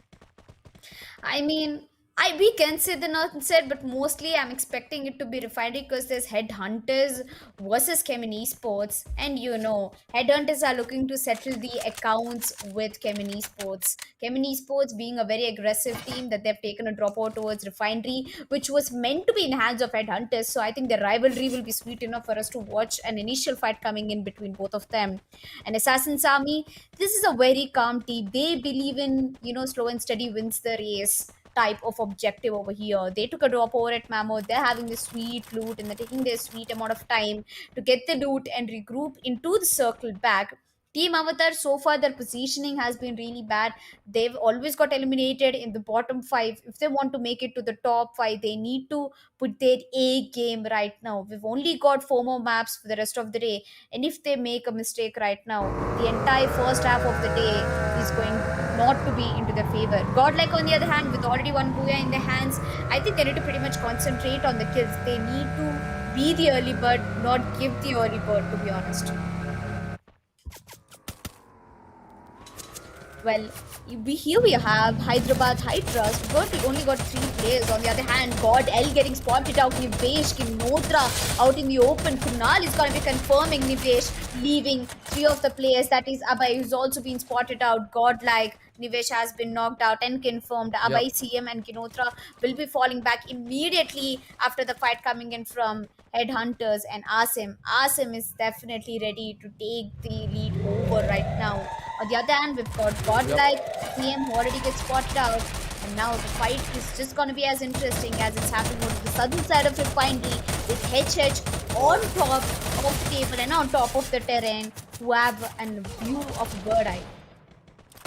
Yeah, but at the same time, they're using a gun like Korg where it's got just a red dot. They have to be more precise in their shots, because even though it has more number of bullets, it's going to restrict you from having burning. It's going to restrict you from having more resources in him, because ultimately it's going to burn you so much that it's going to be hard for you to continue from there on. All these things said and done, I'm wanting to see how Headhunters will actually, come back into this game, because they have to make sure that they get some good points, because in the overall points table we saw, right, Headhunters are pretty much in the mids, but in case they don't come on the top at this point of time, it's going to be hard for them to continue from here on. Godel on the other side, even though they've secured one booyah for themselves, they have to also make sure that they continue to play a better game for Yeah. themselves. After losing Nivesh, it's going to be hard for them to bounce back. Yep, there's going to be a bit of a confusion for me, because there are 2 teams with the name HH on it, so it's like it's kind of psyching me out, but still we all know Yeah. that it's going to be a little more clearer for us at any second soon. But for now, it's Mhm. going to be the side of powerful Hyderabad was from the Hydras side right of now. Hyderabad. Yeah, Hyderabad Hydras. So Headhunters versus Hyderabad Hydras is what we are able to see at this point of time. But Hyderabad Hydras have to make sure that they don't come into the crosses of the team on the higher ground, because once you get taken down, you can't put a glue wall and cover yourself, because the higher ground advantage will always give an option for them to fight it out. Nico on the other side, a grenade, perfect grenade being thrown against the side of Ooh. Harsh, not does any kind of damage, but he's got 5 grenades on himself as well. So he'll be wanting them to get a bit more closer before he takes that fight. Niku's second grenade is also coming in over here against Harsh, but he'll be changing his position, giving an opportunity. I believe that Niku is actually putting that grenade and giving a very defensive gameplay for themselves, so that it'll help their flank to come in easier and closer towards the side of DG. But DG holding to their nerves, that is what they did in the previous game, and that is how they were able to secure the booyah. Well, Desi game is, as we were talking about, as you were talking about them securing a booyah, I think they are armed at all the points in the game. Despite even if it's the last zone or the first zone, they're always armed. They play the group game, they play the team game, and they definitely have been on the good side of the map so far. Assassin's Army, they've been left out in the top six positions, but they have to push forward and play more aggressively. HH Arch, that is Headhunters on the other hand, trying to take a knock over towards helping gamers. One knock, but I don't think the confirmation will be coming in through, and Godlike is going to take a cover and play it very passively without getting spotted or without getting into the crosses of Headhunters. Let me make it simple for all the audience. The team with Kunal, Arsh, Asim, and Raja is going to be Headhunters, and the team with Sanu is Hyderabad Hydras. As it's a new roster coming in, it's the team losers who've been equipped and picked up by Hyderabad Hydras, a new team name coming in for them, which means, as Arcus says, new responsibilities in their hands. And so far, their performance have been pretty much inconsistent.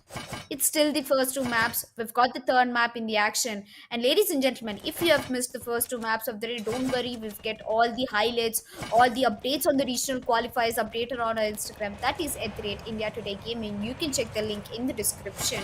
Also, make sure you subscribe to the YouTube channel, because we're still in the plains of Indian qualifiers. We've got Pakistan to go, we've got Nepal to go, and the grand finale, which will be coming up on January 14th.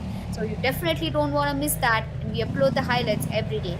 Speaking about the circle arc, it has taken a huge tilt over to the northeastern side, taking much area Yep. of Bayfront. We've got the eastern side of Santa Catarina as well, and Refinery's northern side, which plays a major role. Chemin Esports, they've got the eyes on towards Hyderabad Hydras right now, are taking a rotation and powerful, can be spotted out anytime soon right now.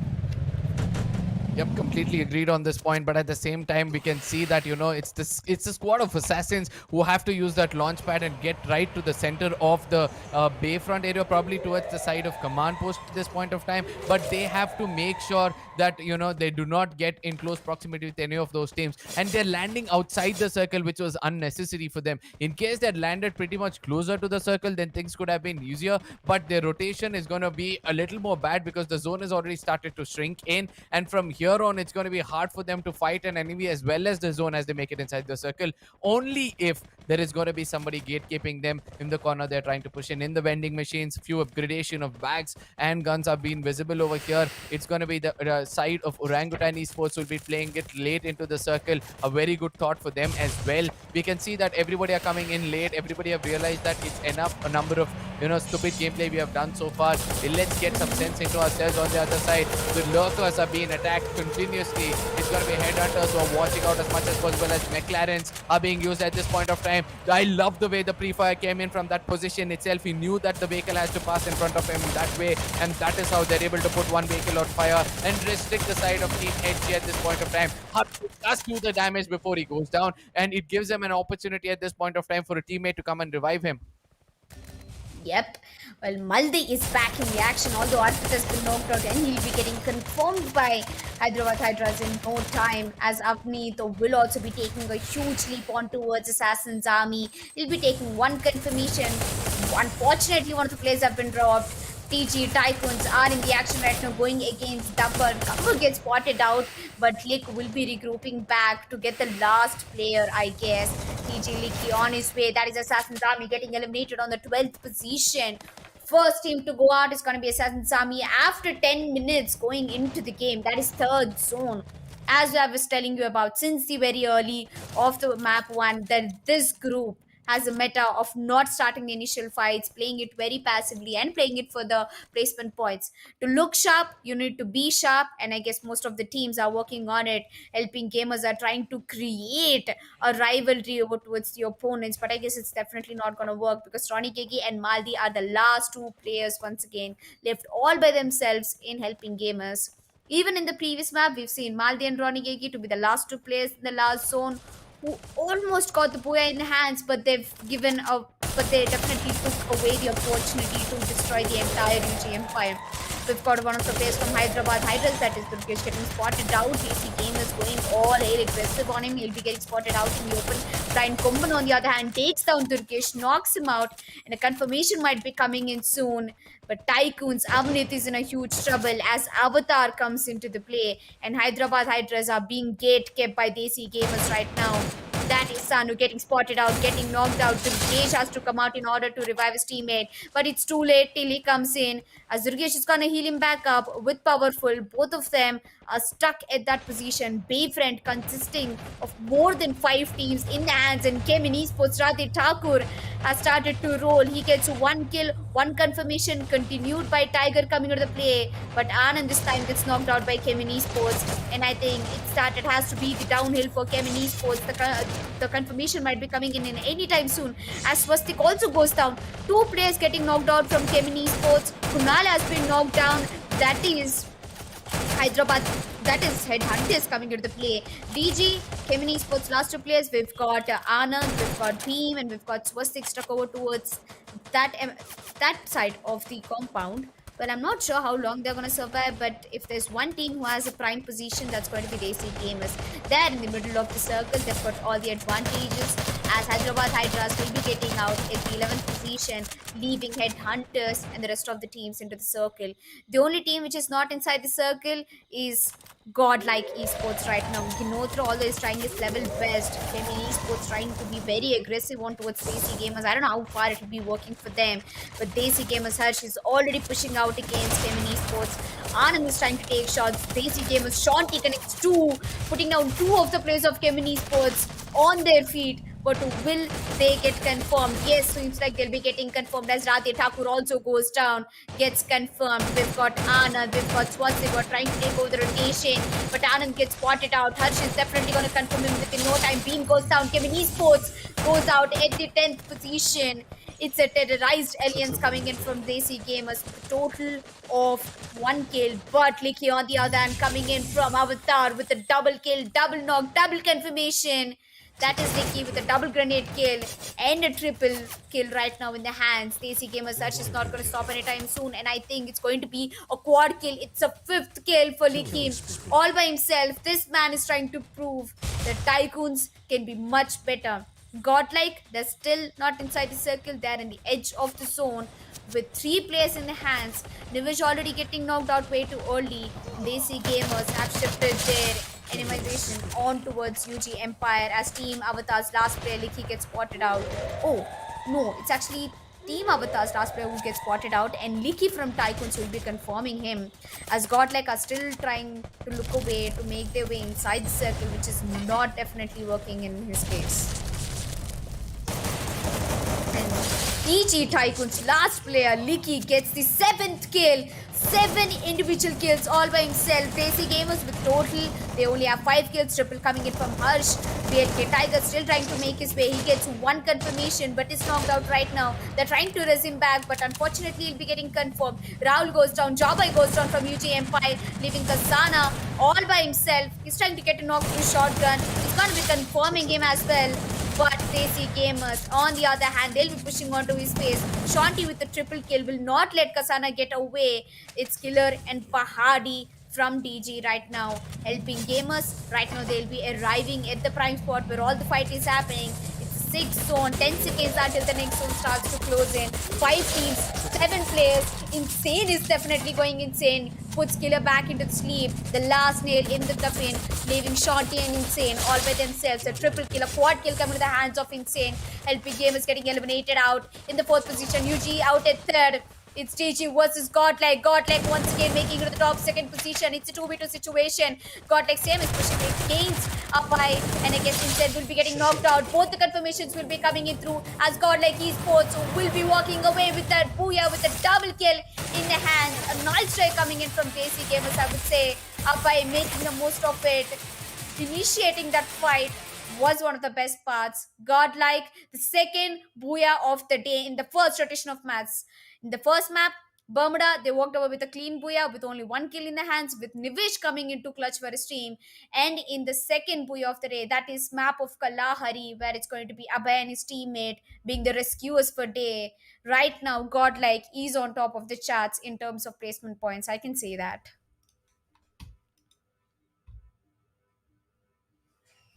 Well, it is going to be godlike. Well, speaking about the overall scorecard that will be coming into later on in the cards, I have a very strong feeling that in the top three, we've got Desi Gamers, we've got Godlike Esports as they've put in most of the efforts. We can also see helping gamers coming into the play with a strong way of Kemin Esports as well. Although Kemin Esports started on the wrong side of the foot, the wrong side of the bed, that is refinery. They definitely took a drop over towards refinery. They had the advantage, but they couldn't maintain it for long. They eventually got ended up cooking into a small compound again, just like in the map of Purgatory, I would say. So I think one thing which Kemin Esports can be better at is playing by split wise. As every player from Kemin Esports is talented individually. We've got Anand, we've got Radhe Thakur who can be very aggressive. They can do justice to the guns. I'm pretty confirmed by it and I'm pretty sure about it.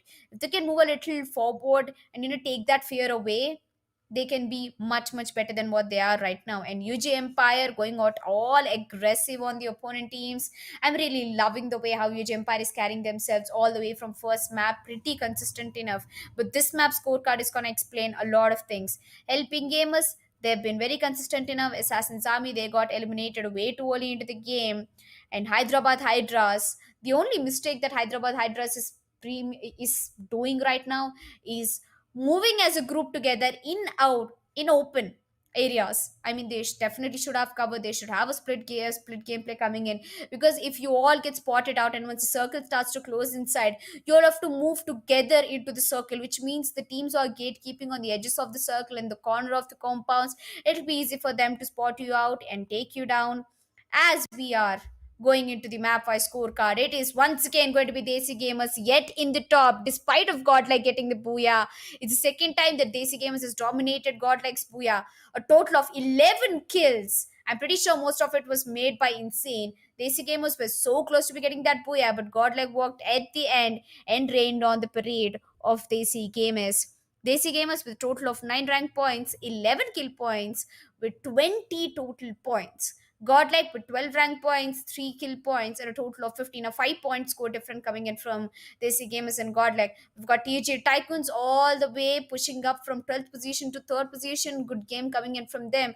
UG Empire once again consistent enough to be on the 4th position with 13 points. We've got Helping Gamer at 5th. We've got Oranguttan Elite at the 6th position.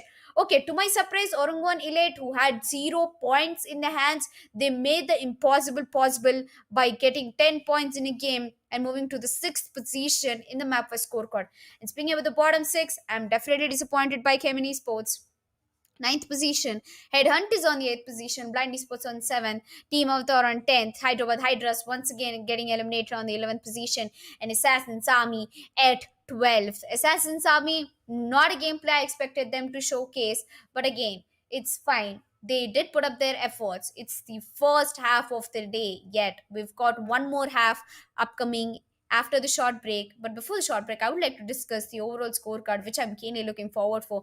One of them is definitely going to be Desi Gamers. I wouldn't be surprised if they're in the first position right now. Followed them by, I'm expecting UG Empire, as they were pretty consistent enough in the first 3 games of the day with average of 15 points in every game.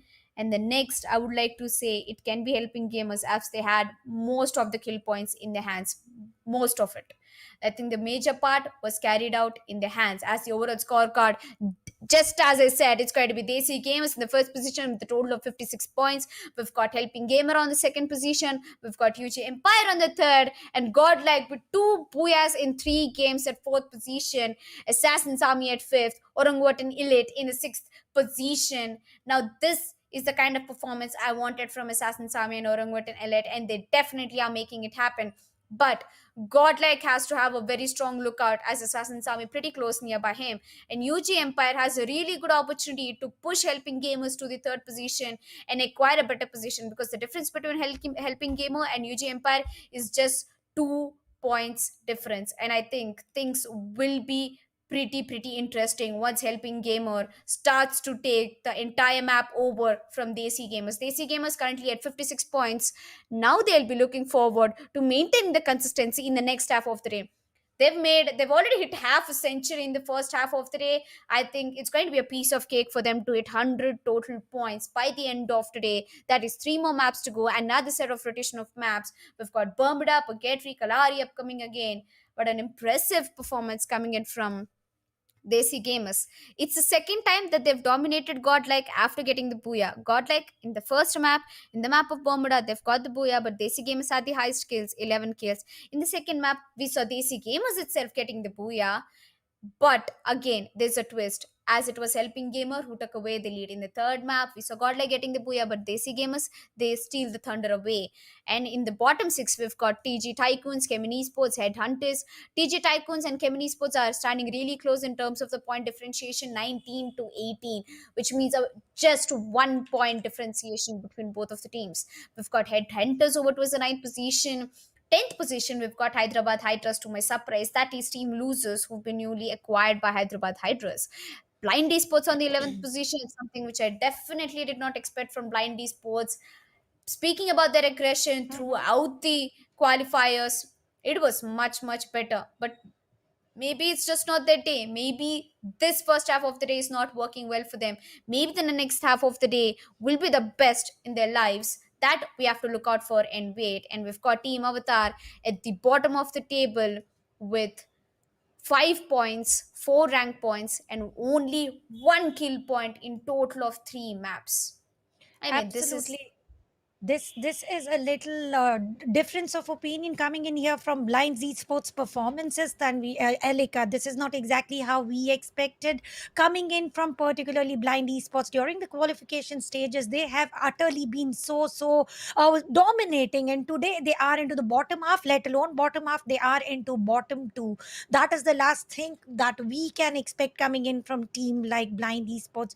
And talking about the team on the last, only 1 kill point, 3 matches down, 3 more to go. What are your expectations for the next half of the day? No doubt for the top six, top four, we have seen a strong performances. But what about the bottom half then? well, bottom half, I think strong. There are strong teams like Blind Esports. We've also got TG Tycoons and especially Headhunters. If there's a chance left for them, I think they're definitely gonna grab it away into their hands in the next half of the day. Headhunters, they have a really good chance that they can climb up to the ladder, climb up to the leaderboard in the next half of the day. And if there is one team which is easier for them to climb up the ladder is going to be UG Empire. They've been in the fourth position in all of the 3 maps in the first half with an average of 15 points in their hands and a 40 points in total. And they're just 2 points away from the second position, that is Helping Gamers. Helping Gamers, they haven't secured a booyah so far, but they managed to get most of the kill points in their hands. So if UG Empire can crack the strategy of Helping Gamers, I think they can easily push down to the second position and maybe to the top one. But I guess Desi Gamers, they always have, a part of the top table. In the first game, we saw Godlike taking the booyah, but Desi Gamers were on top because of the kill points. In the second game, we saw Desi Gamers itself pulling off a booyah.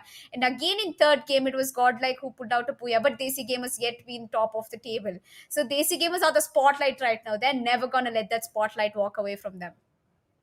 and they have been always very very strong in terms of kills, and they are a balancing team when in terms we talk about placement points inclusive of what they have for particular kill points. And the best part of Desi gamers is they are not dedicated to one thing, they are dedicated to rotation.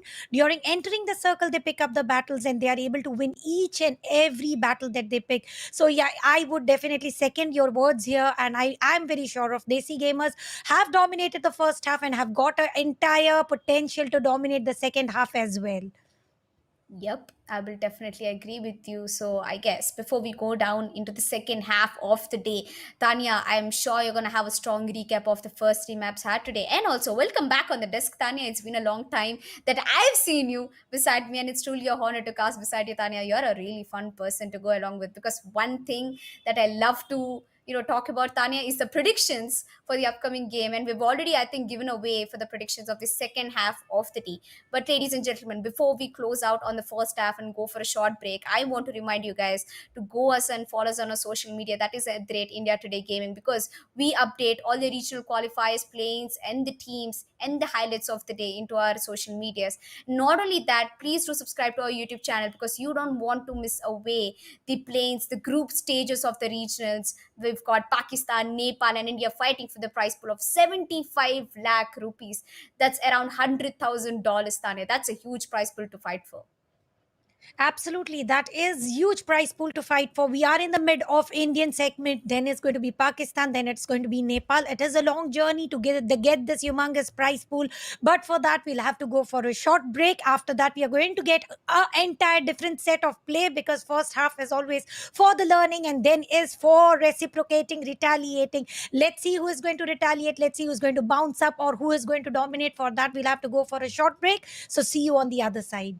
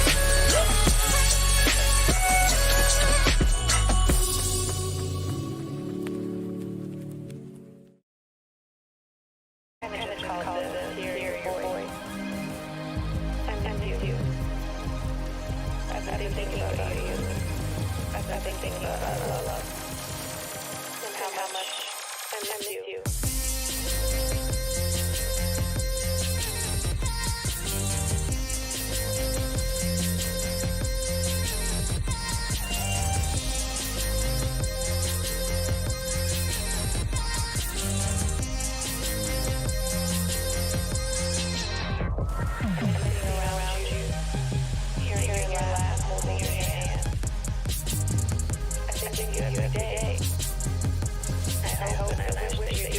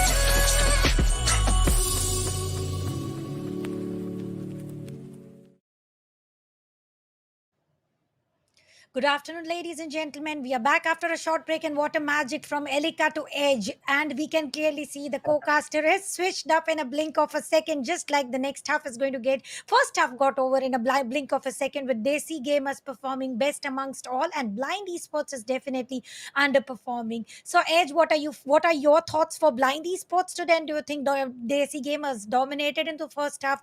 Are they going to continue in the next half as well? First things first. That was a unique, introduction to me. I mean, I absolutely loved it.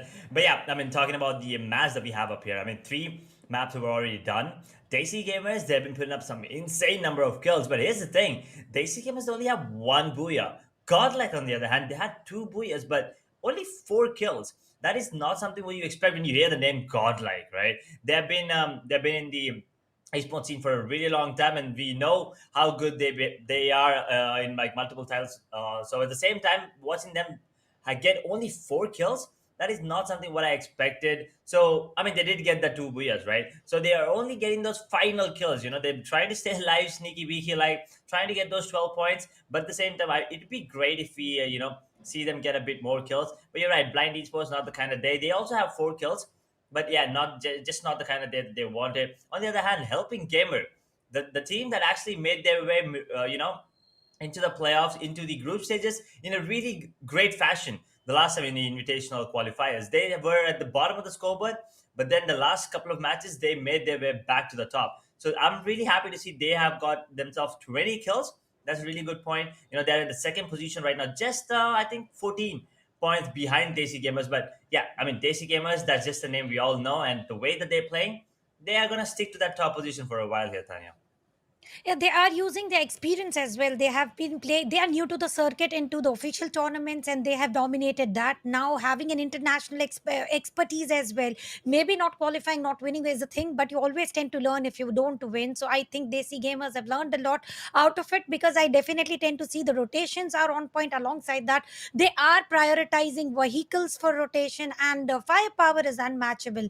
They are always on point in terms of kills. But I like the way how they are picking up the rotation. Alongside those rotation, they are picking up all the battles possible. They are not going ahead directly hitting the center of the circle, holding it, and then getting the booyah. They are fighting for the booyah, and now that is what matters the most. When you are able to get those 12 points, alongside that, you're also able to get a decent amount of 6 to 8 kill points, and they are crossing the marker of 20 somewhere, and they have managed to create the buffer from position 1 and 2, and like 14 points, which is not very massive, but indeed very tough to overcross. So Godlike as well as Desi Gamers are doing a very good job. Let's hope they are able to continue into the same way, and this tough competition continues by the end of the day. Yep, I mean, we are done with for the first cycle. Now we'll be jumping into the second cycle. It's gonna be the map of Bermuda again. So, what are your expectations coming in, Tanya? I mean, do you still expect Desi Gamers or Godlike to win, or do you think any other team has a good chance of taking the booyah this time around? Oh, let's hope that there's a new name into the Booyah list, because seeing repetitive Booyah is always way more interesting, ladies and gentlemen. It is World Esports Cup Infinite Smartphone presenting, and it is Indian group stages 2. Flight path diagonally bisecting the map into 50-50, if at all we forget Sentosa Island. Sentosa Island has also got the highest resource loot zone. Who is going to head to over there? Desi Gamers heading for the factory side. Team TG is on the grounds of Clock Tower, and if you have a look at Hangar, Headhunter Shanu is in the mix of Blind Esports. Now, that is the last thing Shanu would have wanted. 1 versus 4. Other 3 teammates are on the grounds of Rimnam Village, and we can clearly see an early casualty to be spotted on the grounds of Mill. 2 teams are already colliding against each other. And if we have a look at Team AVT right now, split of 50-50. And what next? Against Team... who are they though? Team Blind Esports, on the other hand, They are safe here, at least for now, towards this hangar area. But Team UG, they might be going in for a fight against the Assassin Army, I believe that is. Let's see. They are trying to take the fights, but not a lot of gunshots being fired, but not a lot of damage being dealt. There you go, the first grenade, and the first grenade of the match, and the first grenade kill as well. I mean, enough, still a kill. Bhavik almost went down there with the grenade. Prince 19 on the hand, he is kind of low, but there you go, Assassin Army, they are going down. Rahul with the first blood, that's grenade kill. Java boy takes that arm and confirms it as well. Assassin Army, I don't think that is the kind of start they wanted. They've been at the top of the scoreboard in the group, the invitational qualifiers. So it looks like this is not a great start for them. But on the other hand, UG. Yeah, sure. Continue. I mean, nothing. I was about to say. I mean, that UG was looking absolutely, strong here. Definitely, UG has got an upper hand there, but if you have a look at Shipyard over here, it is a mix of two teams, which is Chemin Esports against them, Team Avatar 07. One of the player is left with little to no HP. Let's see how it is going to go ahead, and he is choked totally. If he gets up, he's going to be taken down by 4 sprays coming all together, and if he lies into the prone position, he's going to survive to see another day. How long will he be allowed to be in that prone position when all the players are trying to go ahead and stack up against each other, upon each other, to get the exact pixel view required? And I think Swastik was very close to that view, and unfortunately they decide not wanting to get that pick.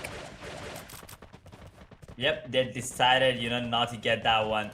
But at the same time, Assassin Army, they're still on the back foot here, UG. But Run there has already gone down. That is gonna be, a bad start for the side of ABT as well. And just when I say that, CE Radekar just goes down. See, another team that we've been seeing for a really long time, they've been doing really, really well. So we expect a lot from them. They only have 8 kills before the start of this match. I think they got 1 more here, Chemin Esports. So let's see what they can bring to the table this time around. Blind Esports, on the other hand, almost took a fight there, but they decided not to take that anymore. Let's see if any other teams are wanting to. But there is a player down there. I don't know why no one is. Okay, that's Rade, and he is gonna get taken down. Ooh, lot of damage coming in from Lynx. Can he confirm it onto Anand? No, sir, he cannot. Swastik, on the other hand, he's being circled. Team is really, really low. If he gets, if he gets hit once, he's gonna get taken down. Team Chemin Esports, they're not in a good spot here, but Common gets 1. So does War 3000. Common will confirm it onto TG's player, Niku and Sai. Let's see if they can do anything. Yep, all they can do is go down there. Conceptor and Niku. Oh, actually, Niku got the kill. Never mind. But Niku is the only one surviving right now on the side of Blind Esports. They do have 2 kills, but Niku. Bye-bye. That's going to be the first team eliminated. Blind Esports, once again, Tanya, we expected better performance, but unfortunately not the day, and it looks like Chemin Esports are being ripped apart by the side of TR here. I mean, ABT, I'm sorry. Lynx getting that kill. Good showcase of skills here coming in from them. They're taking on the big dogs. Yes, there are a lot of other, big powerhouses here as well, but taking out Chemin Esports, that's going to be a statement here from the side of ABT. Absolutely, Team Avatar is doing all that they can to decimate the team like Chemin Esports, who have got an upper hand, who have got so much of experience, and now if they're able to do that, that is going to be one of the most interesting battles for the day. 4v3 is the situation. Highest resource loot zone, well, definitely nobody landed there, but Headhunters have got a default drop point of Sentosa Island, finally taking a leap anywhere on the map and rotating towards Sentosa. Coming back to Team CEO here, they are surviving as the Dios, not willing to battle any furthermore. And if we talk about Team Godlike, the team into top 2, they are also going a little passive. Now, that was the last thing we could have expected, because next half is always, the second half of the day is always very, very aggressive. Still 11 teams and 37 players alive. Circle is also going to take a shift, and if I'm not mistaken, Circle was exactly on the eastern side, which is the current meta. Every single time players are now looking forward to land on the eastern direction of the map to get the advantage of Circle and not suffer or maybe struggle during the rotation phases. Well, I am looking forward to see what Avatar can do here because all they had was one kill, but already in this map up, they already have two, so they have beaten up their own score. Let's see if they can make it. I mean, it's still very early into the series, right? If I'm not wrong, this is also a BO12. So there is a really long way to go. We are only done with 3 maps. We have 9 more left. I mean, 8 more after this. So Avatar, they still have a chance. Although they're at the bottom of the scoreboard, there's still a really good chance. But on the other hand, the one team that I'm looking forward to are Helping Gamers, because they made an insane comeback last time. But this time, a comeback can happen, but at the same time, it's gonna be risky. So they better just get as many kills, as many points as they can in the day number 1. So moving on to day number 2, they feel confident, and then it's gonna be pretty easy. But another team that has been on the radar for a lot of players are Orangutan Elite. In the invitational qualifiers, they got, I think they were the, I'm pretty sure they were one of the teams that have gotten the highest amount of kills. Every time they go down, like maybe in the top 5, but they do have the highest number of kills on the server. So if that happens again, Orangutan Elite might just be, one of the top teams here. We can expect them to go ahead, get the number 1 position, but the competition is rising at such a level that it is not going to be any easier. Team Elite is definitely outperforming every single time. And once again, this is not only about the nations, Indian teams performing here. We have got a collab of 3 teams, 3 nations fighting against each other. So let's see if they're able to for that. We are heading towards the 1 battle over here. They have spotted the Team Assassin army over here as a duo, surviving from all the way to Mill towards Riverside. They have been spotted. How long will Dracula survive with the Rat? And Killer is going ahead, pushing it in with the M1887, the miraculous play that comes in from Killer. One of the best players to watch out for. He not only takes 1 but 2 altogether. These are going to be the 2 kills coming in from Team Orangutan, and both coming in from Killer. And for Team Orangutan, I always mention Killer is the key player no matter what. If he is surviving, the hope is still there. Talk about DESI Gamers. Now this is going to be one more interesting battle. It is going to be Team UG Empire against Team DESI Gamers. Best of the rotations versus best of the firepower. 2 giants colliding. Who will survive with DESI Gamers being on the disadvantages of lower side? And a lot of gunshots being fired here, left and right. Oh boy, this is not looking good. UG does have the the blue walls, but they do have the upper high ground advantage as well, taking a fight. But Orangutan Elite are your opponents. It's not going to be an easy fight. Yes, they do not have any kills just yet, but they're slowly making their way towards that UG team. And there you go, insane. Let's see if they can actually get any kills here. That's DESI Gamers, I'm sorry. I actually thought that was Orangutan. Well, DESI Gamers anyway. They are the top team on the scoreboard right now. So if you want to take a fight against them, UG, you better not miss. And just as I say that, one of the players on the side of UG goes down, make it too, because our boy just went down. Kana boy and Kasana is gonna be taken out. Prince goes down. Rahul, the only survivor on the side of UG. He's gonna be taking a lot of damage. He will manage to take down 1, but yeah, actually will not be able to manage that one as well. He will be going down. UG, they are out in position number 10. DESI Gamers start out strong. 4 kills. Actually, almost everyone went down there, right? All of them were really, really low, so you gotta give it to UG. But DESI Gamers is just on another level, and it's not gonna be an easy one to take them. And as I was saying, UG, if you wanna, go for the Kings, you better not miss. And they missed, and DESI Gamers, they will capitalize on that. Now healing up, making sure they get everything, looting up everything. Make sure you have enough ammo. Moving on forward into the second zone right now. It is towards that Riverside and Mill area. Now here's the thing, Tanya. Last time around, we saw that zone in the water, right? So I actually want to see that happen once again, because that'd be great, having that 4th zone, 5th zone towards that water area. Then you'll have really less, space on the land, and let's see how the teams battle it out. Because right now, Orangutan Elite, they have 2 kills, but the guy who actually got 2 kills, that is Killer, is actually already gone down.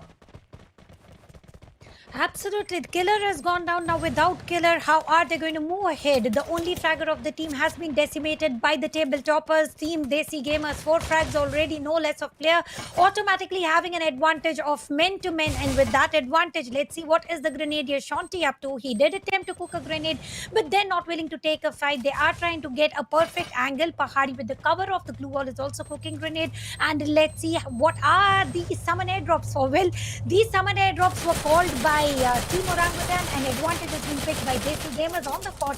Headhunters are here picking up a battle against them. It's going to be Hyderabad Hydras. 4 versus 4, legendary man track for himself. And if you talk about godlike, Nivesh the Grenadier is able to take down Pahari. The sniper is gone. The rusher is gone. Definitely, it is a big struggle coming in for Team Orangutan. Excuse me, Orangutan Elite.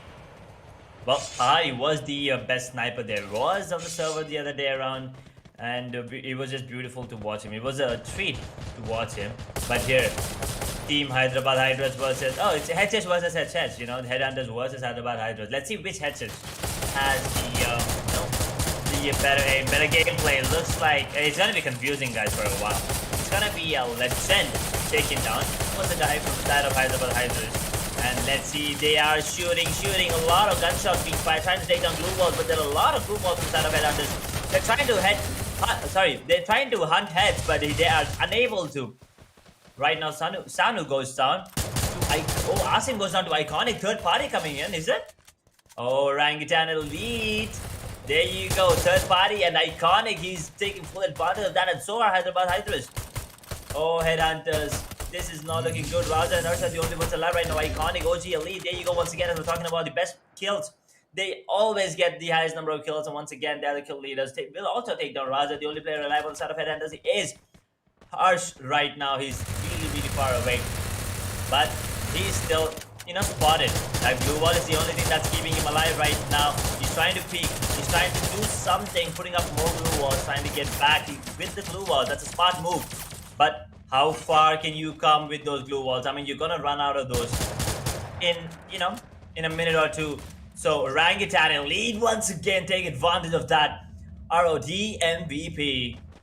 DP, I believe that is. He will get that final blow onto the player of Headhunters. Will take them out in position number 9 here, Tanya. I mean, okay, what is this?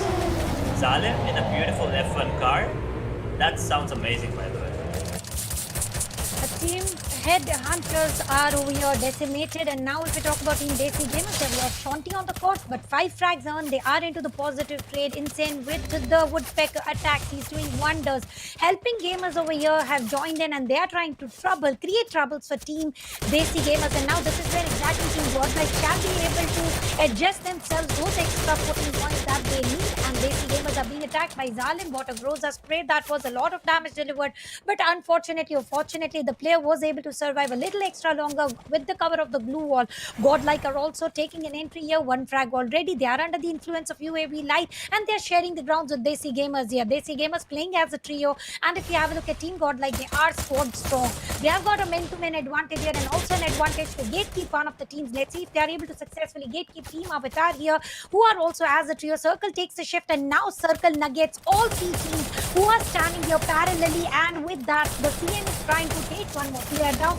Coming in from Team TYCOONS here, delivered a lot of damage thanks to the prone position and the cover of the ridge. The player was not immediately taken down, but who is taken down is none but Team GODLIKE. After 7 frags, 1 player is already confirmed. Second down on the knee, 1 more down on the knee with last man Genopra standing. How long will he survive? That is going to be the question, and Team GODLIKE cannot afford to get eliminated so early when there are 7 teams in the lobby. And over here, Team HP helping gamers. No frags to confirm. 1 player decimated. Ronnie Bravely also is eliminated, and now it's Zalim and Arpit. How long will they survive by the firepower coming in from Hyderabad Hydras? Hydras looking strong right now. But Team Helping Gamers, this is not the kind of position I expected them to be. It is Group 2, day number 1, map number 4, and that heal gun will heal Tanu up to, 25%, 30%, that's it. He does have the heal kits, I believe, or maybe he's waiting for his team to get it, but on the other hand, Desi Gamer Alex will take down 1 more player, eliminating the team in position number 7, and Desi Gamer, they're not stopping just yet. Look at this. Hyderabad Hydras, they're running. I mean, they are trying to chase down the side of Helping Gamers, but that vehicle is just too quick. And Desi Gamers, a lot of fights happening, a lot of kills in their favor. Orangutan Elite, they are still lurking. Godlike, they get eliminated once again in position number 6. While Conceptor take down Alex. And Orangutan taking down the big dogs now. Will take down 2 players on the side of Desi Gamers, and they do eliminate Desi Gamers. Iconic. Iconic. What a play coming in from him. RDP MVP on the hand, getting 4 for himself, Helping Gamers on the other hand. Will be eliminated in position number 3. Well, there you go. Iconic quad kill for him and quad kill for RDP as well. Absolutely beautiful gameplay. But on the other hand, TGTY, they are, they are doing a really good job here, staying alive. TG Tycoons, 7 kills for them. Can they take down the 2 players from the side of Orangutan is the question right now. Yes, they do have 7 kills, but Orangutan, they are just feeling confident. They have everything they need. Glue walls, the grenades coming in as well. They have 4 health cares. Let's see. Any grenades being thrown? Iconic and RDP. 2 versus 2 situation. This is going to be the fight that we all were waiting for. It's going to be the grenades coming in. It's going to be out in the open. This Conceptor will be dealing a lot of damage with the... Is that the crossbow? It looks like a crossbow. Never mind. Well, Iconic with the grenade launcher, I believe that is. And he is shooting. UAV Light has completed scanning. Never mind. Not going to be of any use because both the players are right in front of them. And MVP is going to be taking a bit of damage. TG Tycoons, they're not afraid of them. They're not afraid of them. And so is Iconic. He misses the grenades onto himself. Oh no, that's a bad thing. There you go. Iconic just running onto him. Licky and Conceptor, they don't know what to do. There's a lot of blue balls here. I mean, there's more balls here on the entire goddamn map. Conceptor will take down one of the players. Iconic goes on. It's all about the MVP right now. Can he do this 1v2? No, sir. He cannot. Conceptor will take him down. They get themselves 9 kills. And Orangutan Elite, although they did get 10 kills for themselves, it's gonna be DG Tycoons getting that booyah for themselves. Finally, we have a new name on the Booyah board. Total Gaming Tycoons take away the Booyah here with massive 9 kills for themselves, taking down one of the strongest team in the lobby, which is Orangutan Elite. Well, somewhere Team Elite is also doing very, very good. 10 frags is not an easy job after losing Killer and Pahadi. So it was a good combo spotted with the remaining 2 players. And Iconic with the grenade launcher could have done a little extra damage if at all he would have got that angle. Unfortunately, he was not able to spot that exact angle, and that is how I feel they could not get the booyah. And Total Gaming Tycoons literally behaved like the Tycoons here, unstoppable, fearlessly. 2 players rushing one, taking down one, and then they realized it was a 1v2 situation. All we have to do is just confirm that required kill, and ultimately that was the booyah. And for the booyah board, finally we have a new name. Yep. I mean, finally we have a new name, but I wanted Orangutan Elite to be the ones who actually come out on top, because Iconic and MVP, they were just too good. Third party, they were like, so that was like a smart move. Once again, kudos to the IGL, whoever was giving the calls and calling the shots there. They were 2 players alive for a really long time. They took down Headhunters. They took down Helping Gamers, I believe. They also took down, what's the other team? Desi Gamers. They took down 3 teams. Just 2 players taking down all those teams. That is a brilliant gameplay coming in from them. Yes, they only had 2 players alive, but they were third-partying the hell out of every single team. That is the kind of gameplay you need. It doesn't really matter. You can't take one-on-one fights. It's fine. Let others fight, and you just go in and, just throw a bit of fire and then burn the entire house down along with the 2 teams inside of it. That's what they did, and they did it beautifully. And I believe they still, will be in that top. I think they'll be second, right? I think 9 kills for the side of TG and plus the booyah, so they will be on top. But Orangutan Elite, you gotta give it to them. And on the other hand, it is really sad to see Desi Gamers. I think they're out in 5th position. But let's take a quick look at the map-wise scorecard here. Tanya, why don't you walk us through this? Absolutely. On position 1 with total of 9 frags and 12 booyah points. Just Total Gaming Tycoons with total of 21 points with only 2 points of buffer coming in Orangutan Elite. Orangutan Elite not taking away the booyah, that's all right, but they are the highest fraggers for the match 1 of segment 2. And if you have a look at Desi Gamers getting eliminated on position 6 or 7 doesn't get counted when you have frags like 8 total of coming in from Desi Gamers. Hyderabad Hydras, they were definitely trying to delete so many players on the lobby. Unfortunately, they got only 2 kills on the way, but they did survive a little extra seconds, a little extra minute. That is how they have total of 7 points to follow. And helping gamers, no frags whatsoever, but 8 position points, and then comes total of 7 points coming in from Team Avatar, 3 frags. Now that is something good to see. Teams taking away 3 frags. Not even Hyderabad Hydras, not even Helping Gamer has got 3 frags for themselves. So firepower for Team Avatar is very, very good. All they need to make sure is they thrive to reach into top 4, top 5. So the balance that they're trying to create can be achieved. Mm-hmm. That top six, they need to be in that top six. But Godlike, on the other hand, as we was talking about them, they need to step up. Chemin Esports, not the kind of performance I was expecting from them. UG Empire, on the other hand, they started off strong, but not the performance, not the placement that they wanted. Blind Esports yet again at that bottom, bottom of the scoreboard. Headhunters, you just gotta say it's unlucky. They were caught between two teams, Orangutan and the Hyderabad Hydras. There was just no way they could, fight off, especially because Orangutan was behind them, and Hyderabad Hydras, they had a high ground advantage. It's kind of hard for your headhunters, and they were out in the open. There was nothing they could do except the glue walls, and there were not a lot of glue walls on them. Maybe like 10 in total. But Assassin Army, on the other hand, 0-0, not the performance we expected, not what they wanted as well. I mean, they still have chances. We don't want to count any team out yet. We're just done with 4 maps. We still have 8 more. I mean, if we include tomorrow, so we have 2 more today. Let's see. Maybe Assassin Army, Headhunters, Blind Esports, and UG as well. Maybe they can put up a better performance and make their way at least in top 8, top 9 would be good for today. And moving on forward tomorrow, maybe they can make it to the top 6.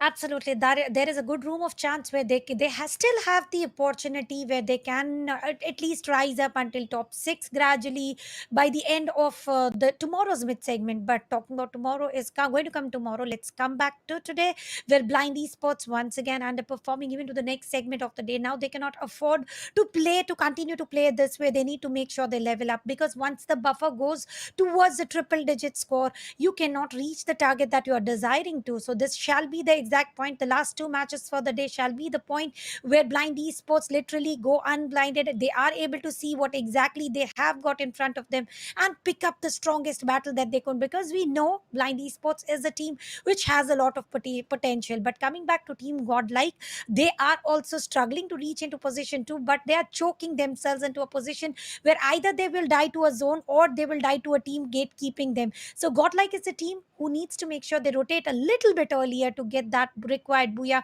Once again, though they have got 2 booyahs, but I think this is a team who might take away triple by the end of the day. Yeah, I mean, they did get a couple of booyahs, but we have a Desi Gamers on the other hand. Getting 1 booyah, staying at the top of the table at least. Up until map number 3, and now map number 4 is done. Map number 5, map of Purgatory.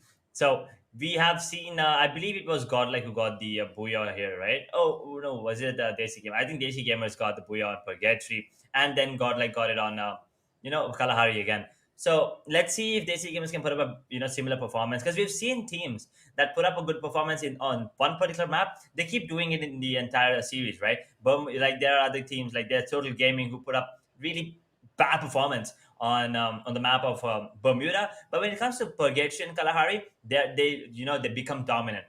So maybe Desi Gamers are a similar kind of team. Maybe Bermuda is not their best map. Maybe they'll show up huge on the map of Purgatory and Kalahari, on which they had really good position. They were on top of the scoreboard, if I'm not wrong, in those 2 maps. So let's see if are they going to be doing the same thing here. But Helping Gamers, on the other hand, I want to see them, get those late fights. I'm pretty sure they are the kind of team that avoid initial fights. So I want to see them take those late fights later on into the game. Maybe come out on top, because we did see what they can do. So this is the time for them to prove to us show us what their true potential is, and prove why they belong in that top 6. And on the other hand, Headhunters, a lot of expectations. I'm pretty sure they have a lot of fans, and that is not the performance they were expecting. So let's see. And talking about the side of Hyderabad Hydras, they did change their name, the transfer. So maybe it is helping them. That was the key to their success, maybe, because right now they are looking decent. Not great, but there's still a long way to go here, Tanya. Absolutely, Hyderabad Hydra's roster's name is definitely changed, but the players are same. The synergy is same, and I think the synergy is improving as they are trying to perform into such a big platform, World Esports Cup, and they are able to show the set of skills that is exactly required to qualify into the next stages. But they are only 4 spots ahead to qualify from Indian stages. Yesterday we did get six. Now today inclusive of 2 matches, and as you already mentioned, for tomorrow 8 matches to decide which are those 4 or 6 teams to qualify towards the next stages of World Esports Cup. And now talking about talking about today's day, I think it has been one-sided for sure. Teams like Godlike, teams like Desi Gamers are definitely dominant, and they're not allowing any other team to get to that double-digit kill. And ultimately, as the second segment has initiated, we can already see one more star rising up. That is nothing but Orangutan Team Elite, who are performing very, very good in terms of after losing to players, and if you're still able to continue to get the battle until position 2, because there were still so many teams having a squad strong roster, just like teams like Headhunters were alive. There was one more team which was, if I'm not mistaken, Helping Gamer, who had a squad strong roster alive, still surviving. Now that is a key factor to get that balance, to achieve that balance. Talking about balance, this is the map of Purgatory, where you have to definitely make sure you balance the rotations without losing yourself, but with the choke of the zone. Ladies and gentlemen, this is going to be the 5th match for the day. It is World Esports Cup Group 2, Day 1, map number 5. Associated with India Today Gaming, streaming partner being Platonia Esports, flight path bisecting diagonally map into 50-50, but it goes from northeastern side towards southwestern direction, so circle may not be expected on northeastern side. Talking about the drop points, Desi Gamers heading for Moat House, going for the passive approach. That is the last thing that we can expect. And Orangutan going towards their routine drop point, for default drop point, which is Key Lodge. And over here we can see Assassin Army did decide to go and collide, but ultimately decided not to pick up any fight. No fights, no initial fights, and that's the best thing you can do.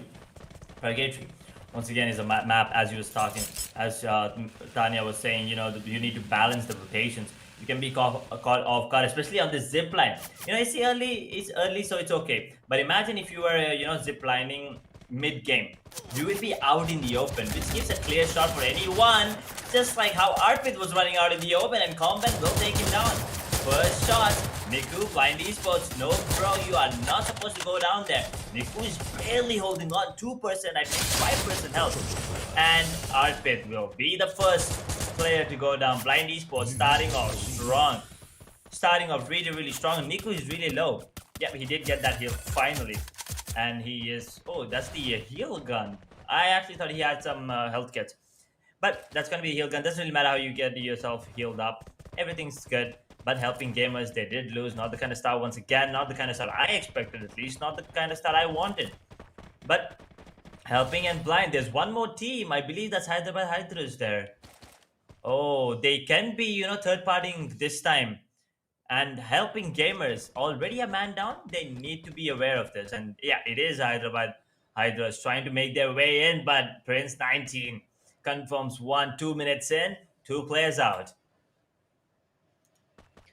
Prince definitely went with that AC attack, was able to take down one player, and all 4 roster alive, going with the McLaren. Java Boy will be the man to just slam in, and let's see if this slam is going to be successful to get few more kills, to decimate few of the other teammates, because you can clearly see Team Avatar 07 is definitely going for the split play. Now that is really unsafe. 4 players attacking 1 player. How long will he be able to survive? Firing shots have already initiated, and a lot of damage dealt. Once again, it is going to be Prince delivering the damage, and no delay in the confirmation. 2 frags confirmed by UG Empire with no loss of players. This sort of a split approach on the grounds of Purgatory is the last thing any player should follow. Taking the risk did not end up exactly how they wanted to, but coming back to the grounds of Brasilia here, Headhunters are also sharing the grounds. Let's see how are they going to share furthermore, because against them it is going to be Blind Esports, who have picked up the potential, and Central City totally procured by Team TG Tycoons. Nobody to share the grounds. But if I'm not mistaken, Western Island did have one more team taking a leap. Who is that exactly? We'll get to know soon. But for now, we can clearly see after loss of 2 players, the chase is real, coming in from UG Empire. Well, Avatar, they have already lost 2, and they're trying to take down the McLaren that's going in, along with the player of UG that's in it. Java boy, he's in danger boy right now. Oh no, that freeze bomb will slow him down, will deal a bit of damage. The blue walls are coming out. He's so survived. Why is he alone?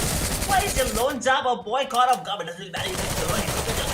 He might confirm the kill as well, but he doesn't really want to right now. Avatar, the only player alive right now, is run there. He is trying to fight that. Java boy healing himself. Pretty smart move. Pretty smart move. But I don't think he's been. Oh yeah, he's spotted. Never mind. Groot on the other hand, he's bleeding. He's bleeding. He's bleeding. And guess what? Randir is gonna start bleeding as well because his team's here to support him. UG will take down Team Avatar in position number 12. Nikki, on the other hand, he gets a kill. Well, Orangutan Elite and DESI Gamers, they're not, looking to take any initial fights as of now. Mod House has been looted by DESI Gamers. As you said, Tanya, they were the only team that actually went there and got all the loot that they needed right now. And now, side of UG, please continue. Look, now with that sort of a load, they are going to be very, very destructive against all the teams. If you have a look at the circle, it is on the northwestern side and consisting only of the western island, negating all the eastern part of the mainland. Now it is going to be very troublesome for Team Assassin Army to take a move. Same goes for DESI Gamers.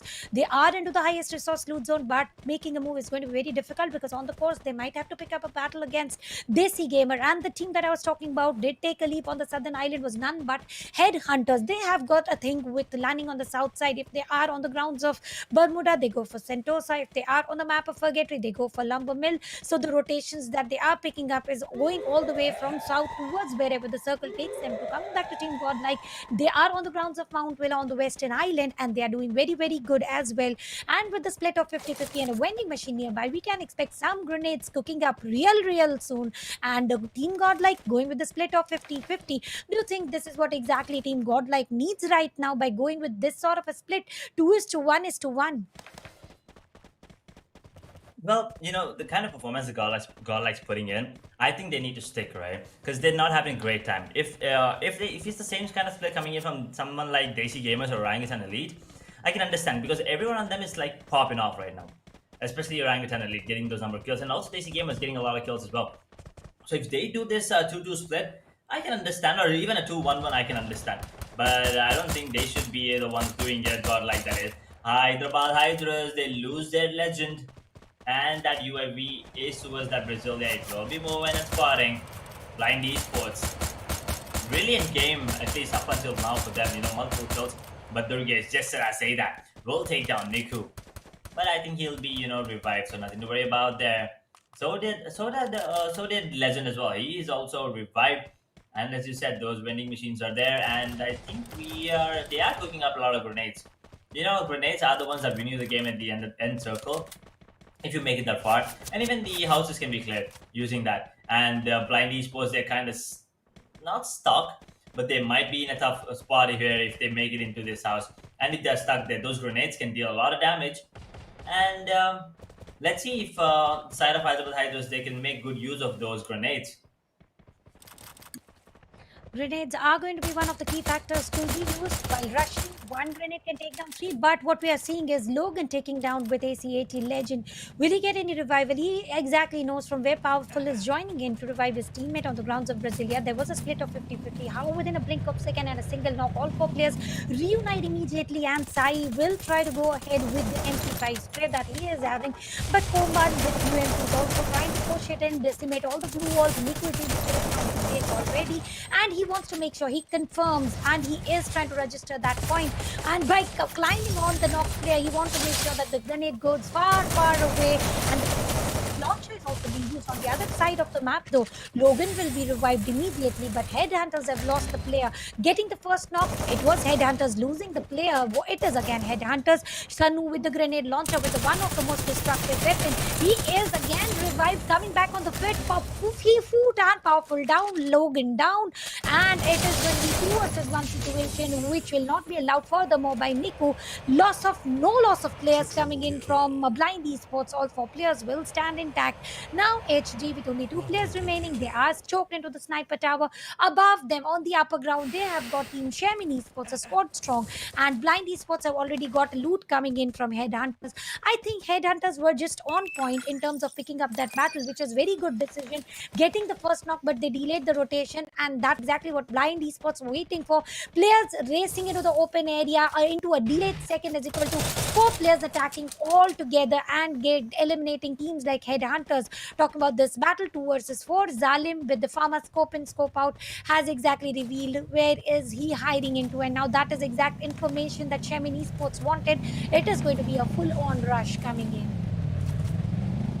Gonna be a full-on rush indeed, and I mean, one thing's for sure, this is the best performance Blind Esports has put in all 5 matches.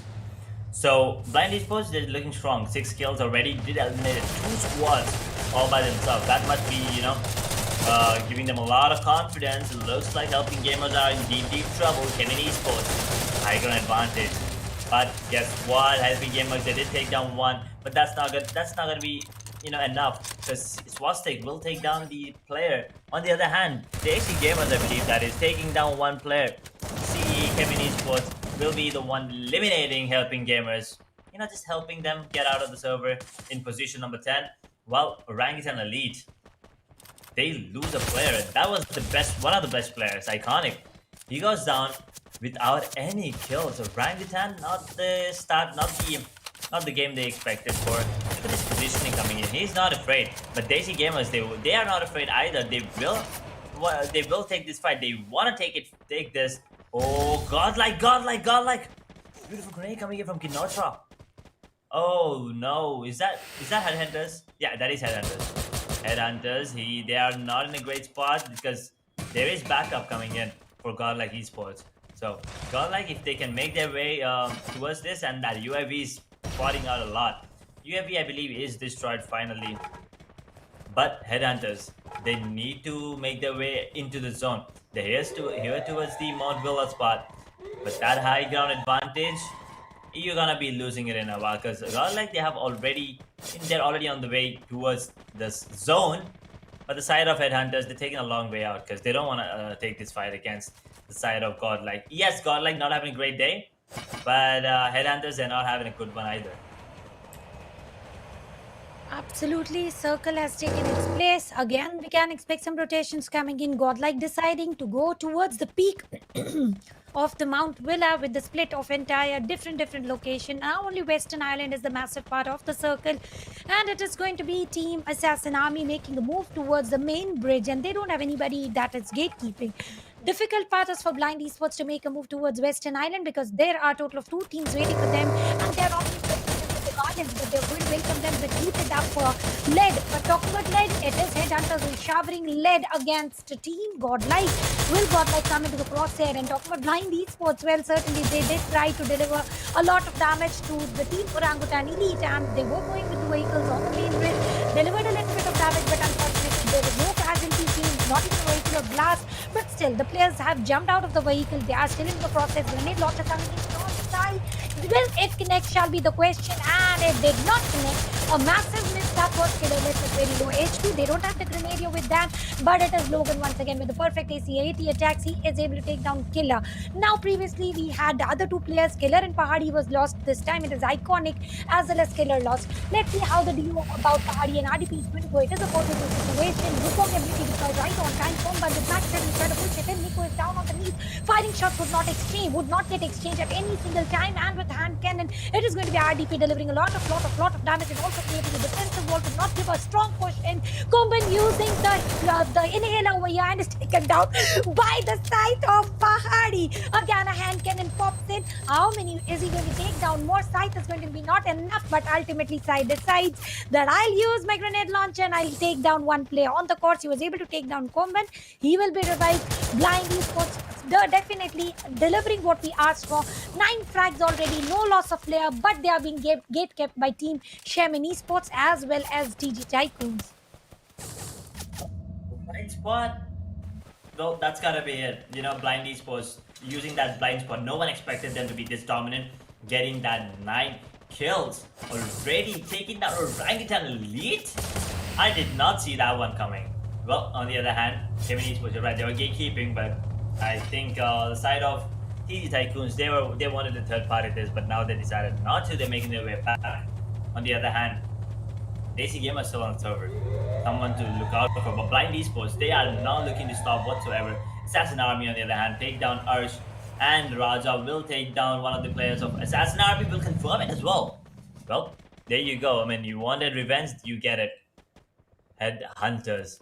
They're right next to the players of Assassin Army in that grenade. Beautiful crew. Perfect timing coming in from Asim. But let's see. Amin versus Asin it is, and the beautiful grenade takes down, almost takes down Amin. That second grenade might just be enough, but side of Headhunters.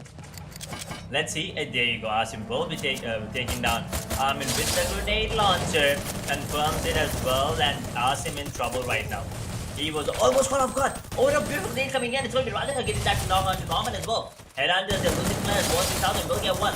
Asim once again takes down Conceptor. Headhunters looking strong right now, getting 4 kills. Licky will take down Urs. Blind Side actually not out of the base on 3. There you go, Chemin Esports get themselves a double kill. Licky will take down one, Anand will take down another player on the side of Blind. Sorry, Blind Esports. Licky getting himself double. TZT Vidal looking strong. Licky looking strong. Abe, Godlike, they will be alive. A Blind Esports completely decimated by Chemin Esports there. And the side of Headhunters, they only have one more player here, Tanya. That is Raja, while Abe is eliminated. Outside of the play zone, is it, I believe? But not really sure. Assassin Army, Tycoon. They will take down. I mean, it's about the underdogs right now. The ones at the bottom of the scoreboard are actually the ones, doing a lot of job. Are dealing a lot of damage as well. That is Tycoons and Blind Esports. Blind Esports, yes, they did get eliminated in position number 7. But having 9 kills, that's gonna help them, get a good position on the scoreboard. But another fight, and Raja will get taken down by the side of Tycoon. Headhunters out in position number 6. Talking about Team UG Empire, 4 frags already as a trio with the last man of Godlike surviving. It was the CM. He is going to face the bullets coming in from all 3 players together. Talking about TTGTY, they are definitely outshining and bright amongst all the teams who are playing. On the course, UG Prince will be able to take down Godlike immediately. And now with only 14 and 14 players, TTG Tycoons are definitely doing a lot of job. They've also opportunity to gatekeep, and with Mini 14 War was able to take down Java Boy as well. And on the course, it is going to be Team it is going to start taking down one player. So now it was a fair trade scene over here. Gatekeeping opportunity is being used very nicely, and Prince will also be put to shut down with the LOOSERZ coming in from Licky. 8 frags already, 2-man roster alive. It is going to be DESI Gamer to show who holds the throne here. Throne of position 1 coming in, or they will be put to shut down, and now Prince will be able to take down one. Also Prince from will Licky be revived. That should be the question for the day. Shot delivered, water grenade coming in, exchange, and ultimately it was put to shut down by none other than Harsh. But on the course, they have lost 2 players already, 4 frags all done, but 2 players surviving. Only team having the advantage of members is none but TE7 Esports going with the hand cannons using the blue wall. What a perfect defensive wall created, which will be not any furthermore they are tolerated, and it is going to be Ade Thakur going with the grenade launcher and shutting down the last team as well. A very good play team from team Chemin Esports. Radhe Thakur becomes the MVP here, and next half is the mix of booyahs. No repetitive booyahs seen over here, and the teams into the bottom half are definitely outshining and bright for themselves, for our eyes as well. Just like how the booyah is sparkling, so is Chemin Esports with the sparkly booyah into their pockets.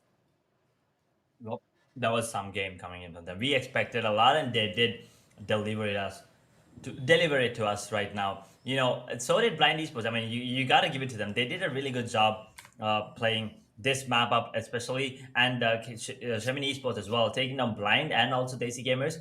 That is a feat to achieve, and so they must be feeling really confident moving on to the last map of Kalahari. But talking about this map, there was some unexpected turns. Orangutan Elite getting eliminated by Blind Esports, Chemin taking down Blind Esports, and also DESI Gamers. These are the things, and also TG Tycoons coming up strong. I think they have 7 kills.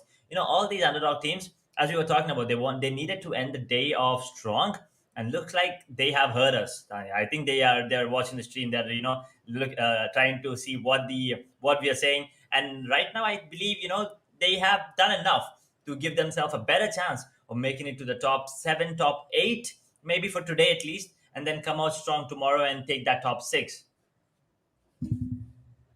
You really don't know how many more are they going to go for, but definitely we demand and Blind Esports deliver. So definitely the motivation is working, and this is the actual Blind Esports that we expect to perform, and it is a very good performance coming in. But there's one team that is catching my eyes, which is TG Tycoons. How dominantly they are holding any minor. It is not always they are trying to hold on to our biggest compound available. They're going for the small shacks to hold on to. They're going for the caravans to hold on to. They had the opportunity to gatekeep, and so nicely they were able to gatekeep teams like UG Empire. Now for the underdogs, this is the exact performances required, but for the teams like UG Empire, that is the last thing that they would have expected, being gatekept into the small caravan. And let's talk about a map wise scorecard, which is going to be total score of 21 coming in from Chemin Esports, very close with a buffer of 4 follow as TG Tycoons and Desi Gamers on position 3 with 13 points. Blind Esports for the very first time spotted in top 4 with 12 points, which is also shared by UG Empire. But the difference is Blind Esports were playing for frags, which is 9, and UG Empire got the mix of frags as well as placement. Well, you gotta give it to them though, Blind Esports. I mean, 9 kills. You have to give it to them. That is just an insane amount of kills, especially considering the fact that they're the bottom of the scorecard previous to this. But TG Tycoons, another impressive gameplay from them. 9 kills, and so did it's Chemin Esports, 9. So not what we expect, not what everyone expected, but we did expect them to come on and show. Actually, look at this. All these things, if I'm not wrong, except Desi Gamers, are at the bottom half of the scoreboard before this, if I'm not wrong. Right? UG Empire, Headhunters, Blind Esports, TG Tycoons, and Kemin, they were at the bottom half, and fortunately, this time around, they're at the top half, the first half of the scoreboard. That is absolutely beautiful to see. It's healthy competition. That's what we need. We don't want to see one-sided matches. We don't want to see one single team dominating every single time. But talking about the later half of the scorecard here, Godlike, 7th position, 8th position, Assassin Army. Still, it's better performance from last time, but still not enough. Ranked at a lead from 2nd position to 9th position, no kills, eliminated by Blind Esports. Well, not a good thing. Helping Gamer, 0 kills. Team Avatar and Hyderabad Hydras, 0 points each, Tanya. Bottom half has only got total of 2 frags compared to what everything has in the first half of the leaderboard. So I think first half top 6 teams did not allow frags coming in, except for one coming in from Godlike and one coming in from Assassin Army.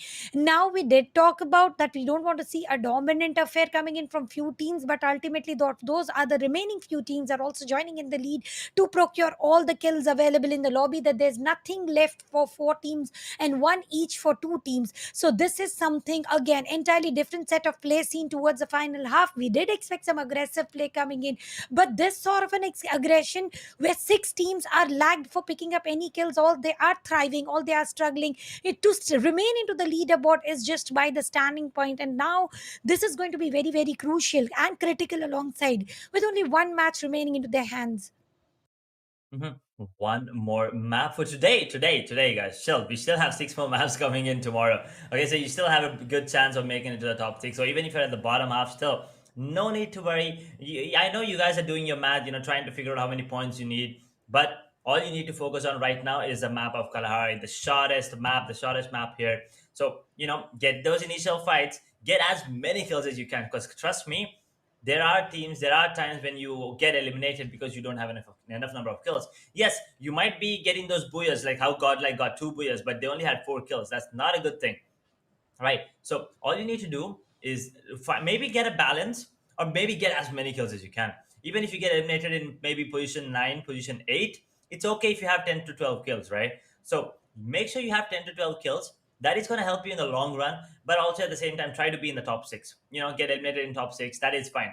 Get the booyah if you can. That's going to be the cherry on top. But even if you don't, it is fine as long as you have good amount of kills, because kills are the ones that are prioritized when you have same number of points alongside any other team that is having the same number of points as you. Having those extra, maybe even 1 kill, having extra 1 kill might just be the X factor for you not qualifying or qualifying to the next stage.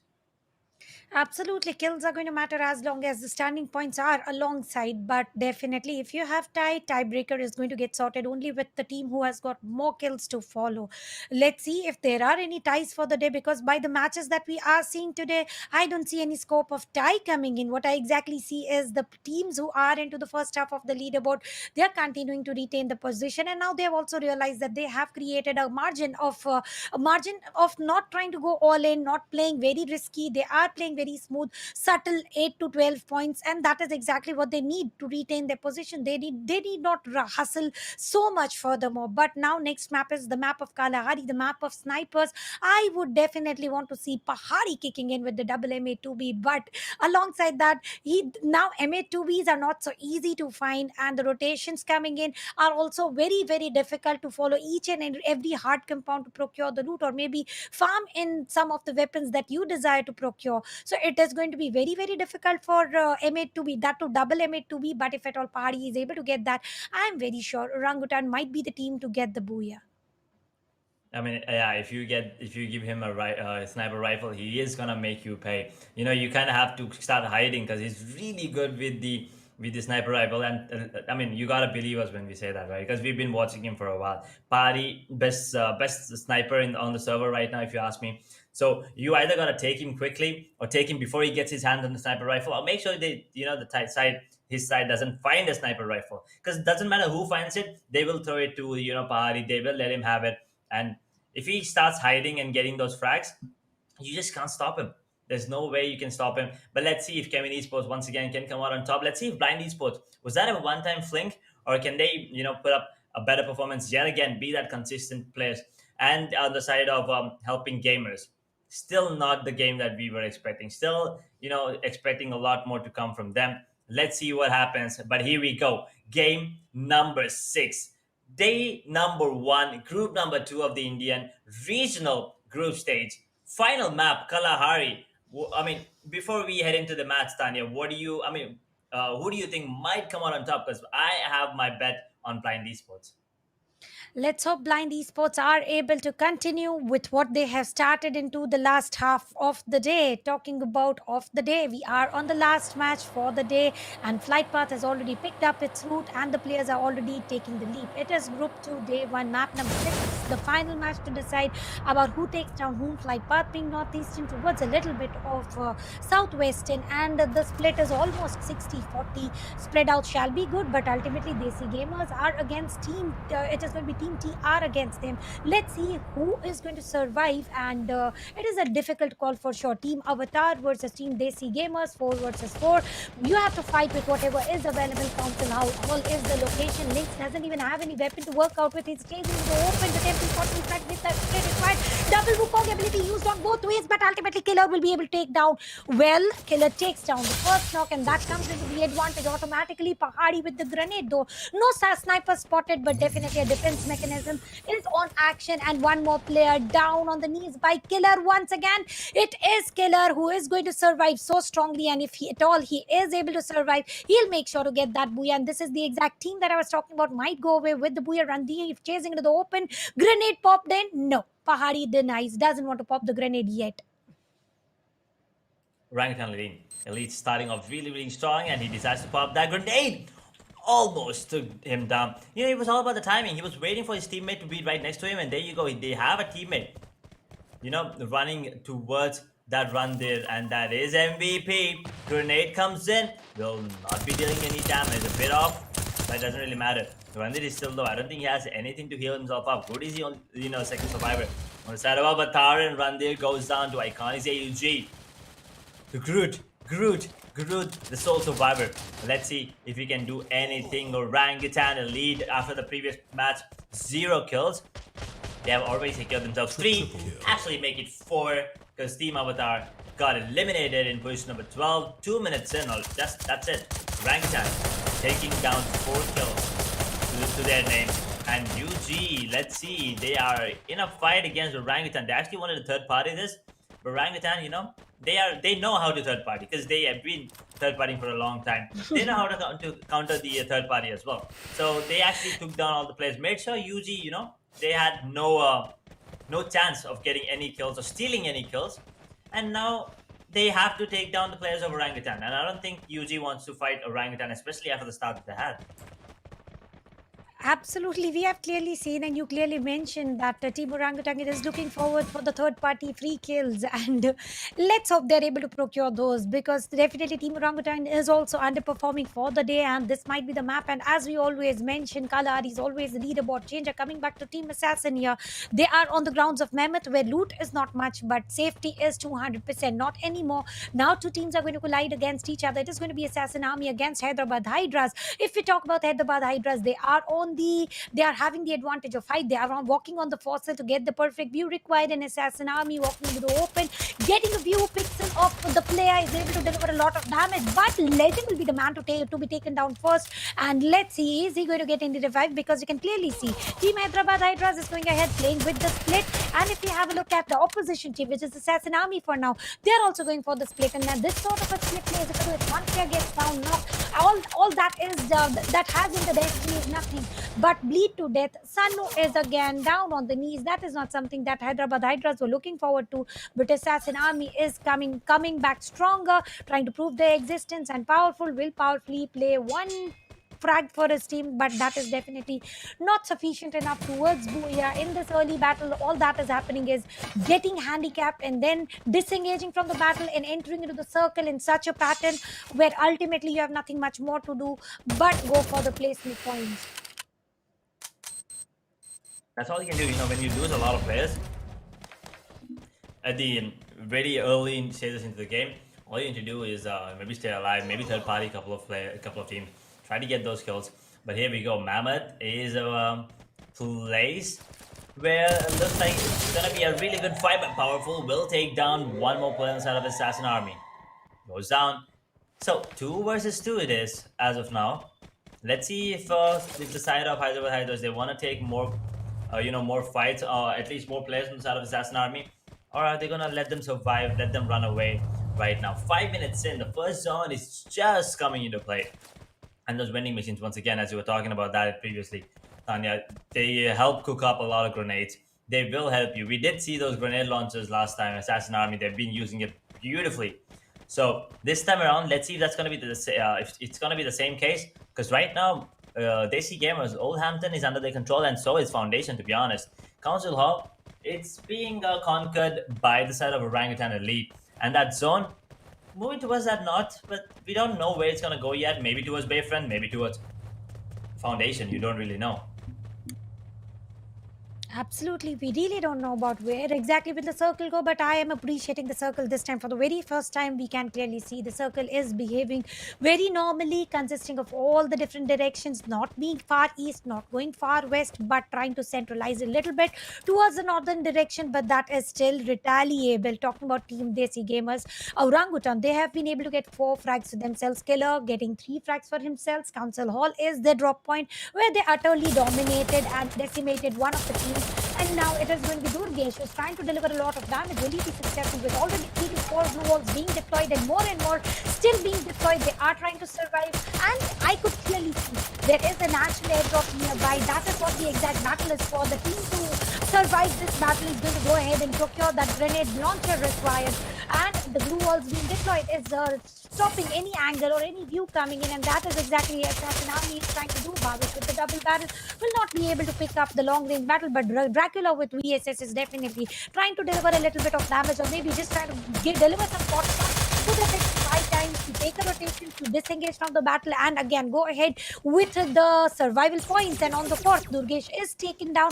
Revival shall not be a problem, and Powerful using Wukong, using heal, using blue wall, using everything available. Finding shot would not stop even for a second, getting the cover of the ridge, using inhalers, trying to reunite with his teammate. Will the opportunity come in to revive? Because you can clearly see distance battle is on. Bhavik trying to give the perfect cover fire, and Dracula pushing it in. Ridge cover is gone now. Dracula on top of the peak of the sandy dunes, using the glue wall as a savior. 1v2 will be the situation for now, but once again Dracula will take down Durgesh. Revival shall come in handy, but grenade has been cooked. What will happen once again? It is going to be freeze bomb. So luckily Durgesh will will survive to see another day. But how long will he be allowed to survive with the shotgun? Once again, Durgesh has been knocked for the very third time, and this time he is confirmed as well with little to no HP left. Hyderabad Hydras are put to shut down by Team Assassin Army. Dracula taking away 3 flank treatment gun being used. Bavik will be healed immediately. That was a beautiful fight coming in from Assassin Army there, but yeah, you gotta feel bad for the side of Hyderabad Hydras there, I believe that is. And on the other hand, Team Helping Gamers just making their way. And as we were talking about the second zone, it is actually towards the refinery and Bayfront area. So Foundation being excluded, Old Hampton's being excluded, so is Council Hall. But Godlike, ooh, Godel, they're gonna let them go. Oh, they're actually gonna give away their position with the grenade. Beautiful onto Conceptor, dealing 30% damage, but that's not enough. That second grenade is not gonna be of any use. But TG Tycoons, they don't want anything to do with this. They're just making their way into the zone. They want to make sure that they are the ones in the zone first, and then they want to take the fight, which is good strat coming in, decent decision. But Helping Gamers, Moldy will take down Dracula and confirm it as well. 37 players still alive here on the server here, Tanya. Chemin Esports, on the other hand, not a lot of kills, not any kills to be honest, to their name just yet. Helping Gamers, that was their first kill. So expecting a lot more, but looks like Assassin Army, they might be in for a surprise. They might go for a fight against Helping Gamers, but it's gonna be a 2 versus 4, so they gotta be careful here. They gotta be careful. Command post is the location. It is half command post is within the circle, but they've got the disadvantage of being on lower grounds and where TG Tycoons have got the upper hand here. Multi will be able to put the shutdown to the last man remaining of Assassin Army, and now Team HG is tagging up a lot of zone damage. Now that is the last thing you want in terms when you are into the map of Kalahari, one of the smallest map, where you will try to enter the circle, and as soon as you try to enter the circle, you will be gate kept immediately. And if you reach there within the low with low in HP, survival stands no chance. Godlike going very safe this time, and with the cover of the containers, Team TG Tycoons are already trying to get a preview required about how to initiate the fight. They did dodge one of the battle on the right hand side of the mini map, but they are not aware that they've got one more team waiting for them on the grounds of refinery itself, and they are also having the advantage of height, which is nothing but Chemin Esports on the course. Yellow loot crate was left unopened where the advantage was picked, and Nivesh, the grenadier of the team Godlike, is going ahead with the grenade attack. Unfortunately, he was not he was assuming he might get the first knock, and UAV has already revealed all the locations, all the positions of the opponent, and now exactly Godlike versus Blind Esports definitely know each other, and Godlike Esports was once a Blind Esports. Who is going to survive, who is going to be taken down by whom? This is one of the important fights that has to be spotted. Nivesh once again using the blue wall, want to make sure he gets at least one grenade before the fight actually initiates. Combin left with little to no HP, grenade coming in from Niku shall be connected, and indeed it does. It was not sufficient enough to get the knock because it was freeze bomb and not the exact frag grenade. Nivesh taken down by the grenade of Niku coming in. Vinotra confirming the knock here, and it is 3 versus 4. Nivesh should be revived immediately, and the hard compound advantage it goes into the hands of Blind Esports is not going to matter much because it is shotgun into the heads, into the faces, pushing into all different angles. Logan is down on the knees as well, and the people without a doubt, and it is all about Mag 7, it is all about M1887. Blue wall being destroyed by the North Tower here, 2 versus 1 in the situation, and he's able to again deploy one of the blue walls where he's not being able to take down very easily, but the essence coming in for Genotra puts it to a shutdown and a confirmation. 2 frags already with no loss of players. Play some Blind Esports. Ouch. Get eliminated in position number 8. Position number 9 by Tycoons. They have 2 kills.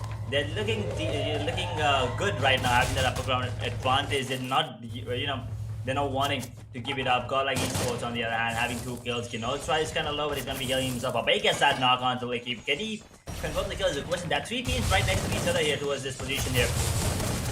But oh no, Orangutan lead, they're in danger. Killer gets one onto Alex. DESI Gamers versus Orangutan. This is a fight everyone's been waiting for. OG versus DG, and looks like OG, DG, they're dealing kills. Trading back and forth. Orangutan Elite does have the advantage right now. Iconic is bleeding, and he is going to be bleeding, and he's going to bleed out completely. Shawnee will be the one taking him down. Godlike Esports can stay. Third party this. This is best time to take down the two big dogs. That is Orangutan and the Desi Gamers. Licky's going to be revived back to 4 points of health. Almost. He's going to start healing himself. But look at the position of Chemin Esports. That position is absolutely beautiful. But can they take advantage of that? Is the question. Pahadi. Beautiful grenade takes down 2 on the side. Make it 3 because he just got himself a triple with the grenade. Absolutely nuts. Doesn't have a sniper. Doesn't give a damn. Grenade is good enough for Pahadi right now. Gets himself 4 kills. RDP MVP is knocked out. Swastika on the hand gets knocked as well. MVP. He's revived right now. 9 kills on the side of Orangutan. Elite once again getting a lot of kills. Anand getting himself a double. Can he get himself a triple? Might as well. He will actually confirm the kill. Licky is still down. Okay, I think he's gonna get that kill as well. Killer on the other hand will take down one of the players from the side of Headhunters there. 7 squads alive. Anand will get the knock on the Licky once again. Kinotra takes on Beam and Anand will confirm that kill onto Licky. Pahadi with the sniper takes down one. Radhik with the sniper as well will confirm it. Will confirm. I think that's a auto sniper, isn't it? Well, certainly 9 frags already. Water confirmation grenade definitely dodged here, and unfortunately he could not deliver with the exact aim that he wanted. Coming back to Team Desi Gamers as it is with only 1 frag into their names. Zone is closing in. Peace bomb is choking them, and the players who are using blue wall now. Pahadi is able to go, is knocking himself down. That is the last thing Orangutan Elite would have wanted. Killer trying to steal this team for a little extra while, and he is able to deliver a lot of damage. The damage was enough to take 1 knock for himself, followed by the other. And here we see Headhunters decimated. Killer down on the knees. Will he revive? Will he be revived on time? Yes, he will be revived on the time. Chasing to the open with the wrath of blue zone, as well as 7 flags already coming in from Killer. And this is the team to watch out for sure. For not so long. Desi Gamers coming into the action right on time. 3 flags, 2 very precious one against Team Orangutan. Here, Team Chemin Esports, 3 flags already reached. Down on the knees. Will he be revived? No is the answer. It is Godlike versus Chemin Esports 2 versus 4, and also the entry of Desi Gamers coming in. So the mince meat is going to be none but Chemin Esports here. Oh boy. 4 squads alive, 12 teams in. It's going to be coming to play in 6 seconds right now. This is not looking good for the side of Chemin Esports. They have a match down actually that is on the Godlike, I believe. Yep, Chemin Esports only have 2 players left, 3 kills in their name, but they gotta get as many kills as they can and also survive till the end if possible. Getting that extra couple of points will help them. Rather, they will get 1. Anand will actually get a knock onto a bait. 11 more players here. CE still alive. Godlike in danger. Abey goes down. Insane. Beautiful shot onto Anand. Will take him down. Desi Gamers still active. Chemin Esports is going to be eliminated in position number 4. Last 2 teams. Helping Gamers this time around. They are still alive. Abey goes down finally. Desi Gamers looks like they want to get that second booyah of the day. Shanti will take down Evasion. Insane goes down as well. Godlike is eliminated by Shanti all by himself. Beautiful kills. Now Desi Gamers, it's going to be a 3 versus 3 here against Helping Gamers. Insane is down, so it's going to be a 2 versus 3 for a while now, but Insane is going to be revived. So it's going to be a 3v3 nevertheless. Helping Gamers, Zalim is going to he's taking a lot of damage here. He might go down. Modi has a grenade in his hands. When is he going to throw it? He's not going to throw it because he's going to get taken down. Will be eliminated by Harsh as well. 5 players on the server. Helping Gamers are 2 of them. Desi Gamers are 3 of them. This is not looking good for the side of Helping Gamers. They are both, lower ground. That high ground advantage coming in from the side of Desi Gamers is going to be really, really crucial. But Helping Gamers, nothing's helping them. The zone especially is not helping them. The only survivor is Zalim, and he will go down in position number 2. Helping Gamers, better position, but guess what? Desi Gamers, starting the day out strong, ending even stronger. Desi Gamers for the start, Desi Gamers for the end. The day today has been totally into the name of Team Desi Gamers, and here comes the booyah on the final map for the day, and Kalahari it was, where we did expect that we can expect a new name coming in from Line Esports or maybe Orangutan Elite, but unfortunately Desi Gamer were the team to shut down Team Elite. Now Team Elite was already struggling when Pahadi started to knock himself down with the grenade, and then Killer did deliver 2 extra frags for his team, getting knocked down. RDP revived him, but still the destiny, the fate did not end up was not written in terms of getting the booyah, because when you tend to delay a lot of rotations, that is where exactly Team Desi Gamer were on upper hand in terms of players, in terms of zone, and in terms of HP, and that is exactly where the Desi Gamers looking for the opportunity, getting the booyah into their name and dominating from the start until the end. They were a little shaky in the mid segment, but doesn't get counted when you have achieved already so much into the start until the end. What a game coming in. I mean, I expected a bit more coming in from the side of Orangutan. The way that they started, getting a 4 kills, getting a quad, eliminating the entire squads early into the game. But guess what? It is the side of Desi Gamers coming in strong, beautiful gameplay coming in. But once again, helping Gamers, another team that were at the bottom half of the scoreboard. They made their way to the top, almost got the booyah, but that zone was not in their favor, and also their positioning was kind of bad when compared to Desi Gamers. Right, they were in the high ground, they were in the low ground. That advantage always comes into play, but that zone was just not in the favor of helping Gamers. They were outside most of the time, so that deals a lot of damage. The fifth and sixth zone, they deal a lot more damage, hell of a lot more when compared to the second and third. So they had to make their way back in, and a couple of bullets were enough to take them down and help. They actually helped Desi Gamers get that booyah. Yeah, it was a blessing in disguise, you can say, and that is exactly what was required. Let's talk about the map wise scorecard. Here we clearly see it with total of 23 points. Desi Gamers are on number one, and highest fragger will still be Orangutan Elite with total of 13 frags, 4 points of buffer between position 1 and 2. If we have a look at Team Godlike, certainly they are into top 3, but with only 4 frags to follow, which is a little less. Sharing the score with Helping Gamer, they were able to survive until position 2, but the frags are not allowing them to come into the top 2 position. All the frags are taken away by Orangutan Elite, Desi Gamers, or maybe Blind Esports for the previous map, Chemin Esports for the previous map. Now talking about Helping Gamers, they need to create the required balance. Talking about Chemin Esports, again seen in the top half of the leaderboard or for the final match. Total Gaming Tycoons were very good for the start of the second segment for the day, and ultimately got shaky, but ultimately they are still into top 5 with 6 more matches remaining for tomorrow. They can still create a place for themselves in top 4. Well, Chemin Esports, I think they did good they did do good in this particular map, but I think even on the overall scorecard, I think they have improved their position. Maybe top 6, I believe. Maybe there's a chance of them going in. But talking about the side of TG, that is not a great performance, but better performance. At least having no 0 kills. Having 0 kills is worse than having 2 kills. So I'll take it. Godlike, on the other hand, 4 kills. Helping Gamers, they do not have a lot of kills. Keep that in mind. But they have a better rank position. That is what helped them. Assassin Army, on the other hand, 4 kills. That was good. Those last 2 players, they did a lot more work there. I believe they took down Hyderabad Hydras all by themselves. So those were the 4 kills there. But Headhunters, 4 rank points, only 1 kill. Once again, not a great performance. UG Empire, once again, at the bottom half. Hyderabad Hydras, 0 rank points, 2 kills. So they did take down 2 of the players of Assassin Army. But Blind Esports, well, looks like that was a one-time thing, Tanya. I mean, they were doing really, really good the last time. But this time, unfortunately, not the kind of game. Team Avatar, on the other hand, 0-0-0, never a good thing. Now, bottom half, at least this time, unlike the map of Purgatory, at least you can clearly spot total of 7 frags instead of 2 into the previous map, where bottom 4 teams had no kills to follow. It was an entire 0-0-0-0.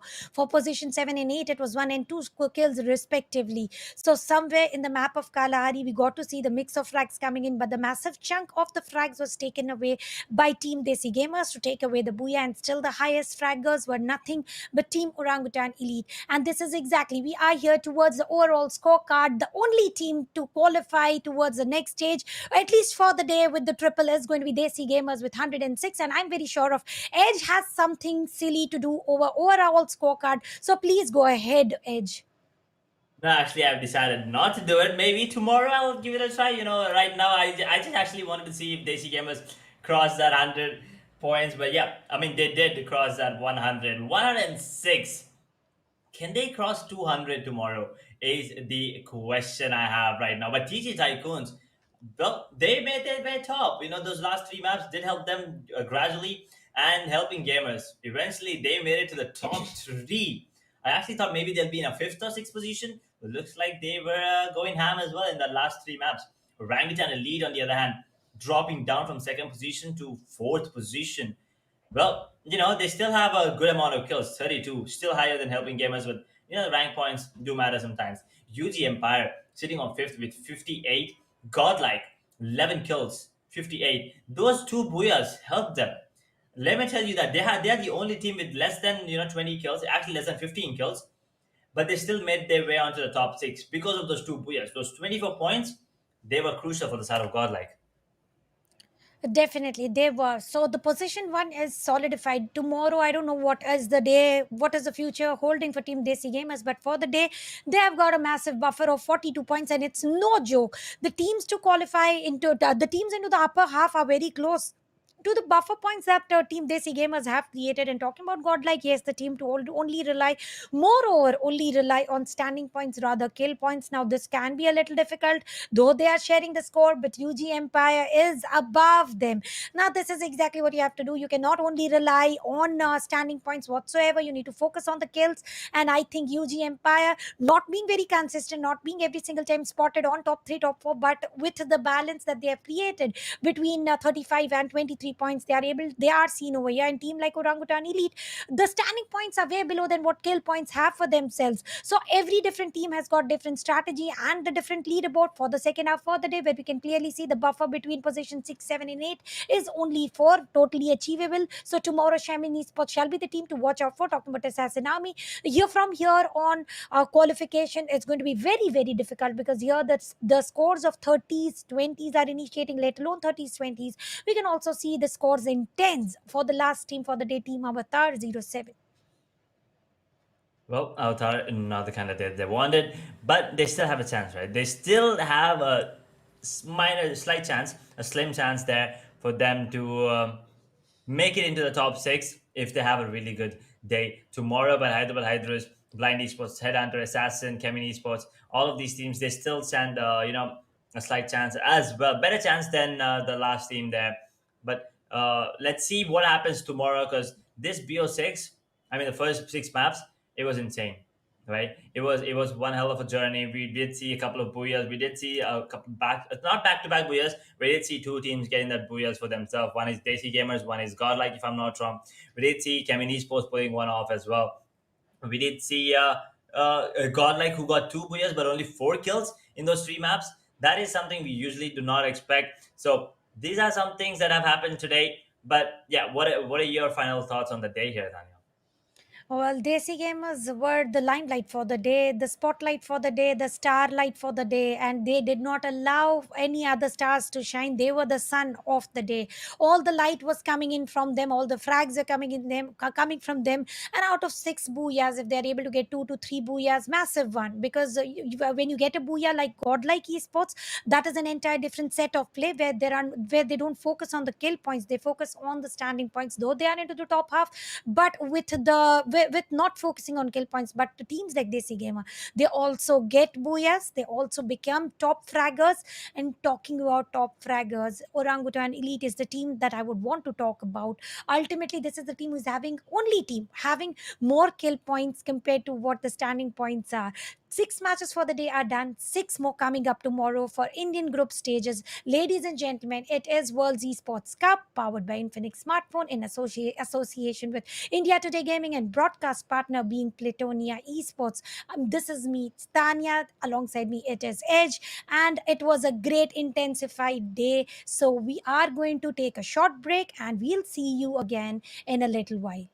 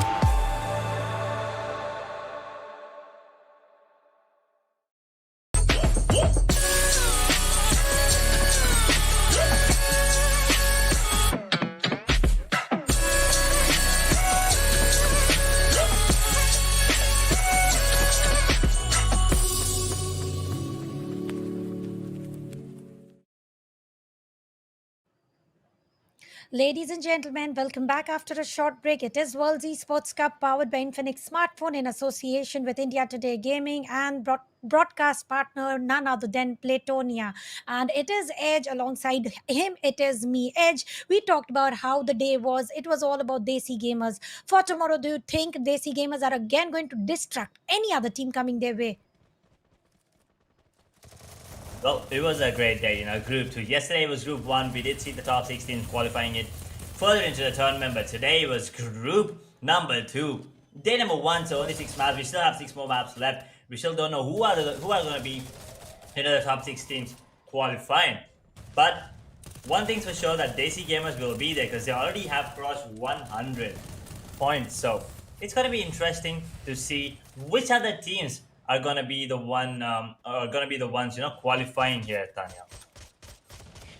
Definitely, we will get to see it tomorrow. Now, talking about the highlights for the day, the 6 matches from the start until the end. Assassin Esports were able to decimate Blind Esports. Blind Esports did not have best of the day, at least not for the first half. For the bottom half, definitely they were able to put up a little bit of show. And in the final circle, what a chaos it was. 9 teams surviving within a blink of 5. 3 teams got decimated. UG Empire here gave a very good blow against Team Orangutan Elite, where they were eliminated as well.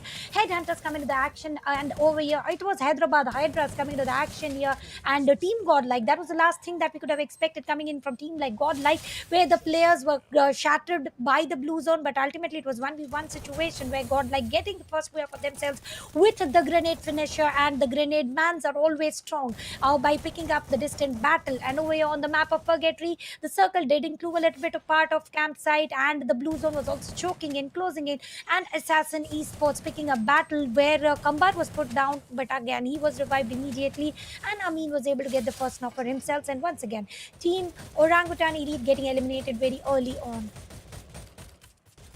Yep, that was that first matchup. The first map, Desi Gamers did make it to the top, but unfortunately, for Godlike Esports, they were, it was fortunate enough. Unfortunately for Desi Gamers, they could have gotten that 3 booyahs back to back, but 2 booyahs actually. But anyway, talking about the second map of Purgatory, Godlike this time around were not really that sneaky because they couldn't manage to survive.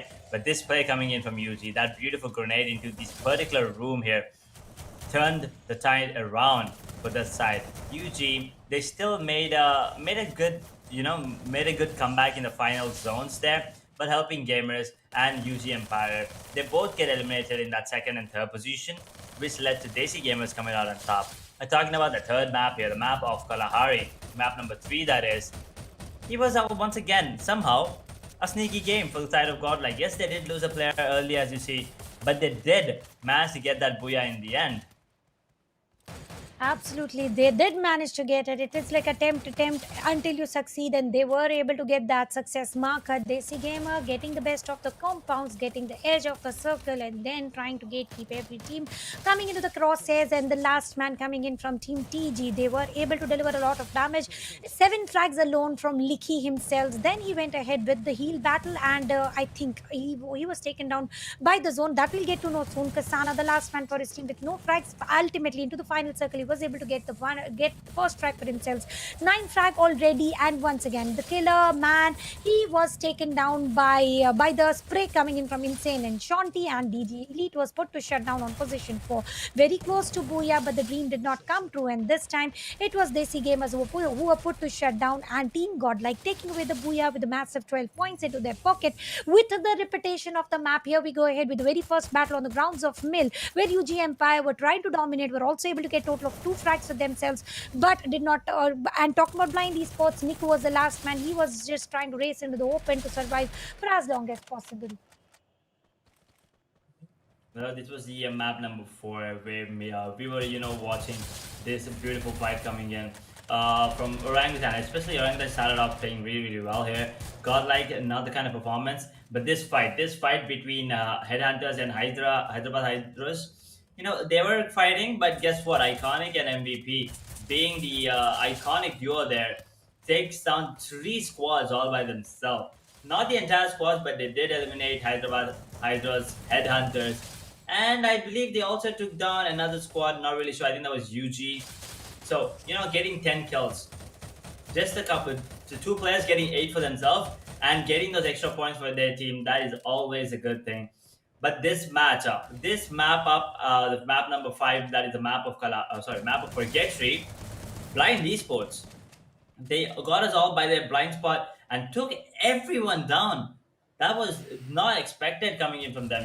9 kills, and they were not even underdog teams. They actually took down big dogs. DESI Gamers, Orangutan. They actually went down to the side of Blind Esports. So that is the kind of performance that we expect them to put up every single time. Unfortunately, it was a one-time thing. At least today. Maybe tomorrow they'll come back stronger with better performances. But today it was not their day. Maybe maybe tomorrow they might come up stronger. And at the same time, I want to see a chemin esports as well as assassin army putting up a better performances, because we did not expect helping gamers to make it to the top 3. Actually, I mean, at least I did not. If maybe my math was wrong. And the side of TYCOONS as well, they have a good chance of making the top 6. Let's see. Tomorrow's matches are for tomorrow, but this was the last map of Kalahari here, Tanya. And the final map of Kalari on the grounds of Council Hall, definitely Team Elite were able to procure a total of 4 kills in just 3 to 4 minutes of map, and the Hyderabad Hydras were put to shut down immediately. And Godlike pushing it in, and a delay of the rush coming in from Hyderabad Hydras, where Godlike took all the advantages in all different positions, and how successfully they were able to take down 3 players coming in from the grenades of Pahadi. He was the MVP grenade man for the team, but at the end of the circle, Pahadi knocks himself down, and that is the last thing that Orangutan wanted. But anyway, talking about the circle, it was not favoring almost all the teams, and they were thriving very, very bad, struggling very, very bad. Killer was very low on HP, and the revival was a key factor here, where successfully he was revived. But Godlike coming to the action, putting them to a shutdown, and Desi Gamers was still hyper, still active. Insane was taken down, but immediately healed up, and Harsh with the AC-80 attack and the advantage of height, he confirmed one more frag for himself. 11 frags already, and helping gamer decimated. The day today has been totally about Team Desi Gamers. Godlike taking away 3 booyahs for the day. Highest fraggers being Team Elite. But I think not every day is same. Today the lessons have been learned by the teams who are into the bottom segment. Tomorrow the day shall be a little reversed from what it was today. Bottom teams learning the lessons and then creating a plans and executing it successfully is exactly what is required for tomorrow. Let's see which are those teams who are going to jump into the top half, or maybe some top tier teams into the ball. They are going to stumble down, because with every different day comes all different actions remaining same map and same tournament.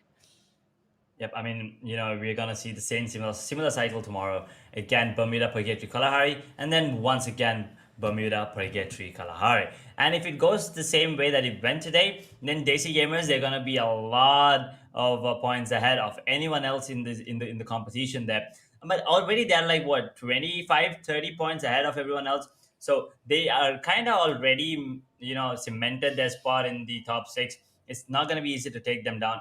But everyone else, including the number 12th team, they have a slight chance. I wouldn't say a great chance, but a slight chance. But except 12th team, everyone else up to from 2nd team to the 11th team, actually from 7th to 11th, they have a slight chance. And the top 6, they're going to be really confident. They're going to have a good night's sleep. At least they're safe for today. But tomorrow, it's going to be the battle once again. And you got to bring your A games up, right? It's going to be the final 6 maps. And if you lose, you're out of the tournament. If you're not in the top 6, you're out of the tournament. You need to make sure you get yourself in the top 6. But that's all for tomorrow, Tanya. So before we end the day, anything else you want to say about today's matches?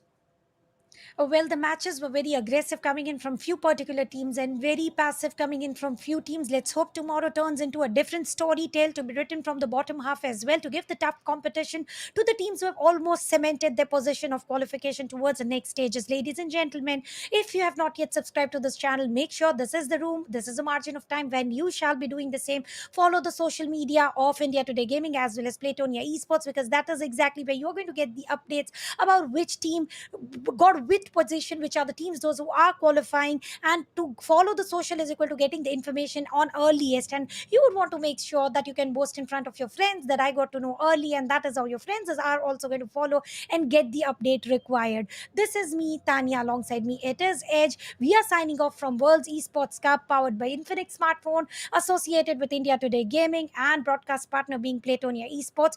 Today it's done, but tomorrow there's a lot more to come. Make sure you tune in tomorrow. I and Edge will be the definite storytellers for you to have all the fun for tomorrow. Sayonara.